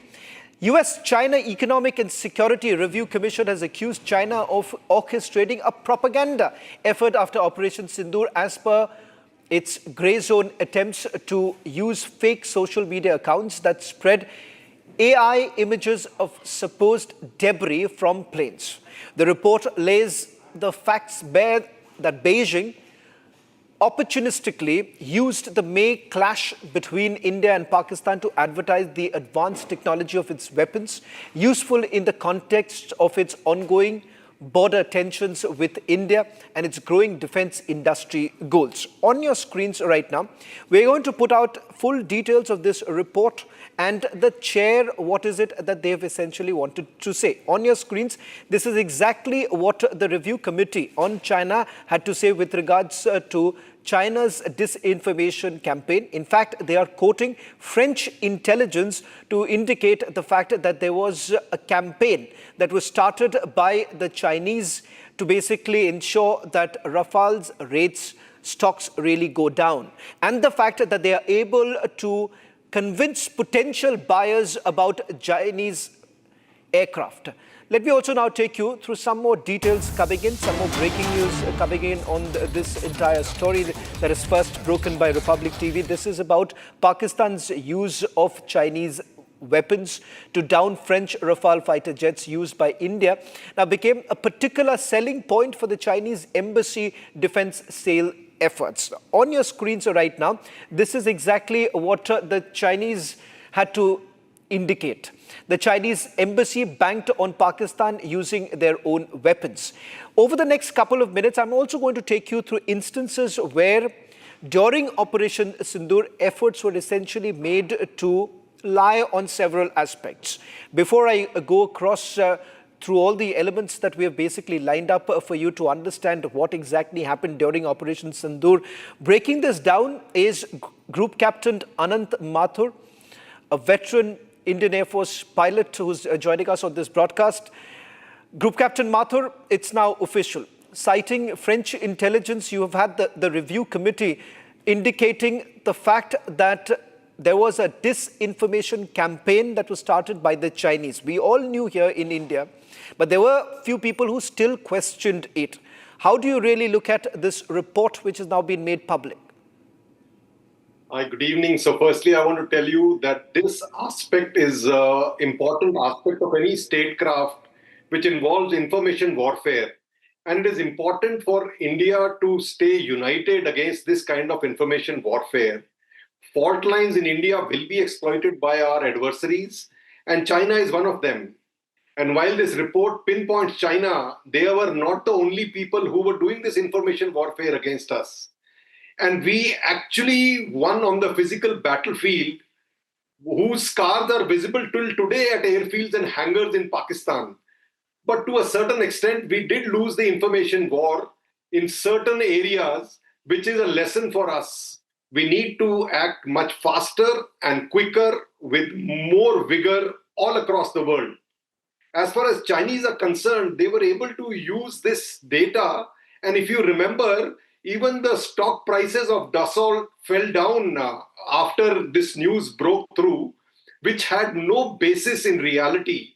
And it only took a few days for it to recover to the original stock value, because as the information warfare wound down, the reality came into play, and we were really able to showcase that while we had pictures of hangars with aircraft being destroyed by India, the hits on the airfields, the hits at Kirana Hills, they had nothing to show. Group Captain Mathur, there is a pattern that we have essentially seen post Operation Sindoor. Now I'm going to, take all of the disinformation campaign that was started by the Chinese. On your screens right now, Group Captain Mathur, I'm not too sure whether you can see this, but I just want to show this to all our viewers as to how exactly it all started. What is it that the Chinese were essentially doing? And now that the French intelligence have also been quoted by United States of America about how this was a selling point. They're calling this a selling point for the Chinese embassy, so that they could actually go and talk about their aircraft, the fighter aircraft, and the fact that they were able, supposedly they were able to carry out precision strikes. Now, the fact of the matter is that not a single military installation took a hit in India. On your screens right now, starting from 7th of May, where the claim that was first made was Pakistan had shot down Rafale. It was an old unrelated crash photograph that was used. Then they also claimed that the Pakistani Air Force had bombed Srinagar Air Base. That was a 2024 video from Khyber Pakhtunkhwa that was used. Yet another claim that was made that another Indian jet was downed. This, in fact, was a MiG-29 aircraft crash picture that was used by the Pakistanis. Another claim that was made on May 7th itself, where they claimed that Indian jet was shot down near Bahawalpur, and in fact it turns out that it was a Mirage 2000 training crash that took place in February 2025.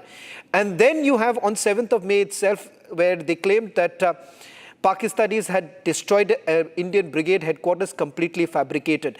Group Captain Mathur, while I take our viewers through this entire pattern, I want you to help us understand why was it the need of the hour for the Pakistanis and Chinese? Why is it that the JF-35 was something that the Chinese couldn't have sold?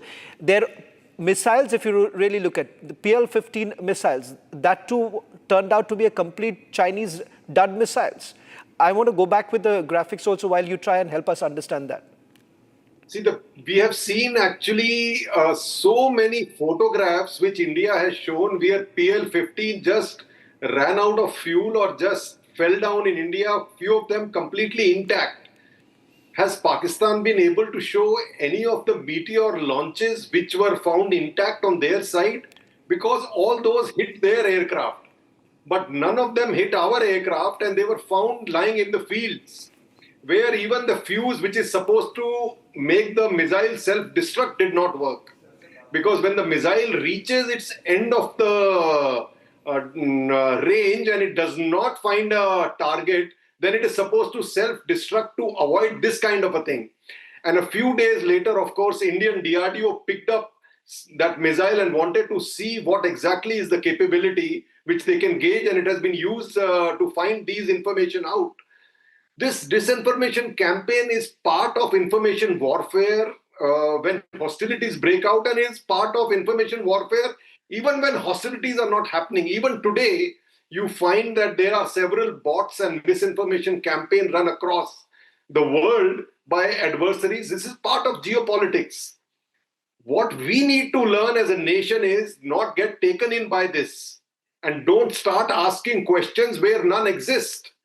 And there is only one factor which we must consider, which is the government information which comes out, information which is given by the armed forces, information which is given by the government of India, because that is the absolute truth.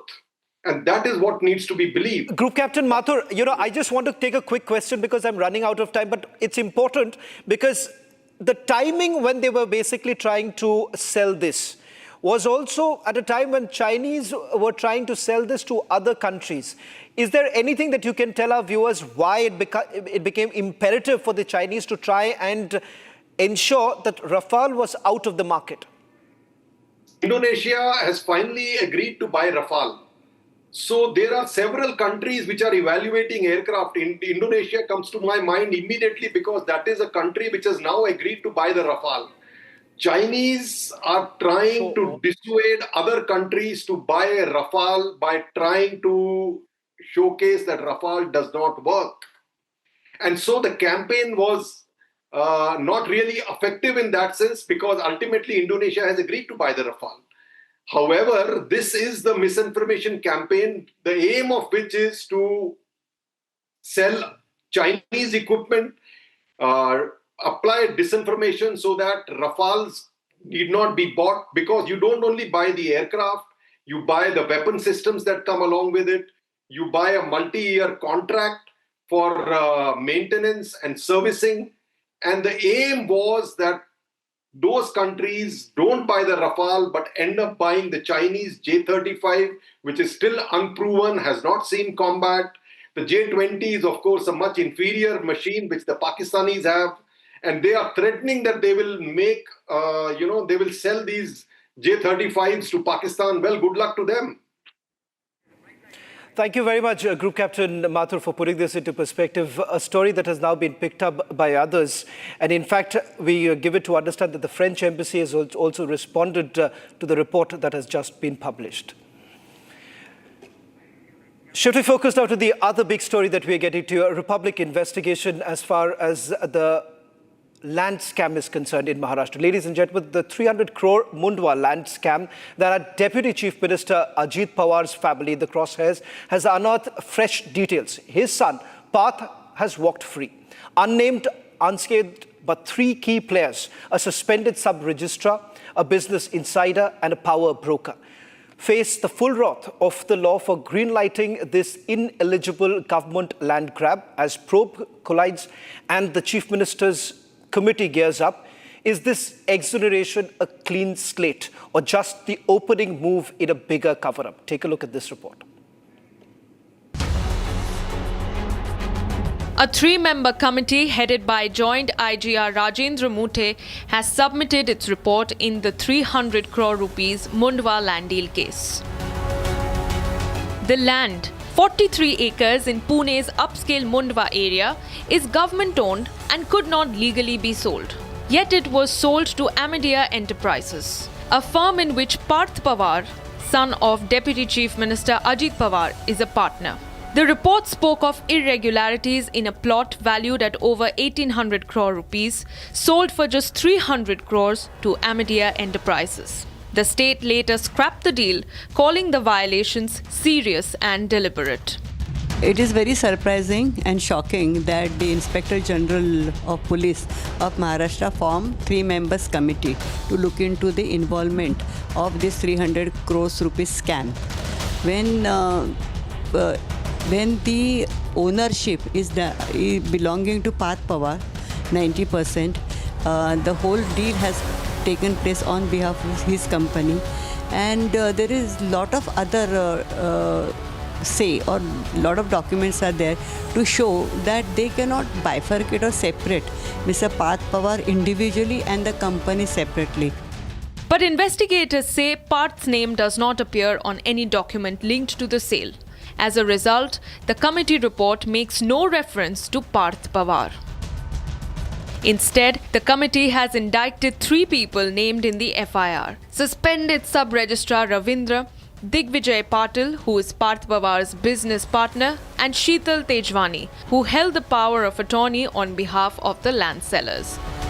This committee has held accountable 3 personals only, those name mentioned in sale deed. Now the question is, if someone is beneficiary from that land deal, why his or her name not mentioned in the report? Because we know that company which is involved in this Pune land scheme is Amadia Enterprise and is co-owned by Ajit Pawar's son Parth Pawar. And all details, all papers are there only, and till date, the Parth Pawar is the co-owner of that company. Parth Pawar was beneficiared by these deals. Why his name not came in this report? That's why this report is raising questions. Sub-Registrar Taru is accused of using a skip option in the registration system, bypassing mandatory checks and government land. The probe also found shocking financial gaps. The Maharashtra government has very tactfully tried to save its alliance partner, that is the Ajit Pawar faction of the NCP, to ensure that Ajit Pawar's son is not implicated in this matter. It is a clear open and shut case where Parth Ajit Pawar's company, Amadia LLP, has not once but twice made application for waiver of stamp duty. First, it was the adjudication which was filed before the competent authority, and that authority had ruled that they had to pay a certain amount of stamp duty. And there, in that document, which I can share with Republic Channel, it clearly shows that it was Amadia Enterprises LLP which has actually filed or made that application for adjudication. But records show Parth Pawar signed the LLP resolution, he signed the stamp duty waiver proposals worth crores, and his signature appears on internal registration approvals. These raise the question, If he signed key documents linked to the transaction, why is he not named in the findings? Officials maintain the committee's mandate was narrow, limited to procedural lapses, not criminal liability. But critics argue that if Parth signed resolutions, approvals and waiver requests, his role cannot be dismissed. A separate high-powered committee, headed by the Additional Chief Secretary, is now examining whether these signatures and approvals amount to greater responsibility. Meanwhile, Amidia Enterprises has been issued a notice to pay 42 crore in stamp duty after the deal was cancelled. The company has 7 days to respond. And as documents repeatedly show Parth Pawar's signatures on key approvals, the central question remains: if it was his company and his paperwork, how was he not named in the probe report? The man who started all of this, the entire investigation, Vijay Kumar, the whistleblower in the case, is joining us. Mr. Kumar, thank you very much for joining us on this broadcast. Maharashtra government indicating that this is not the final report.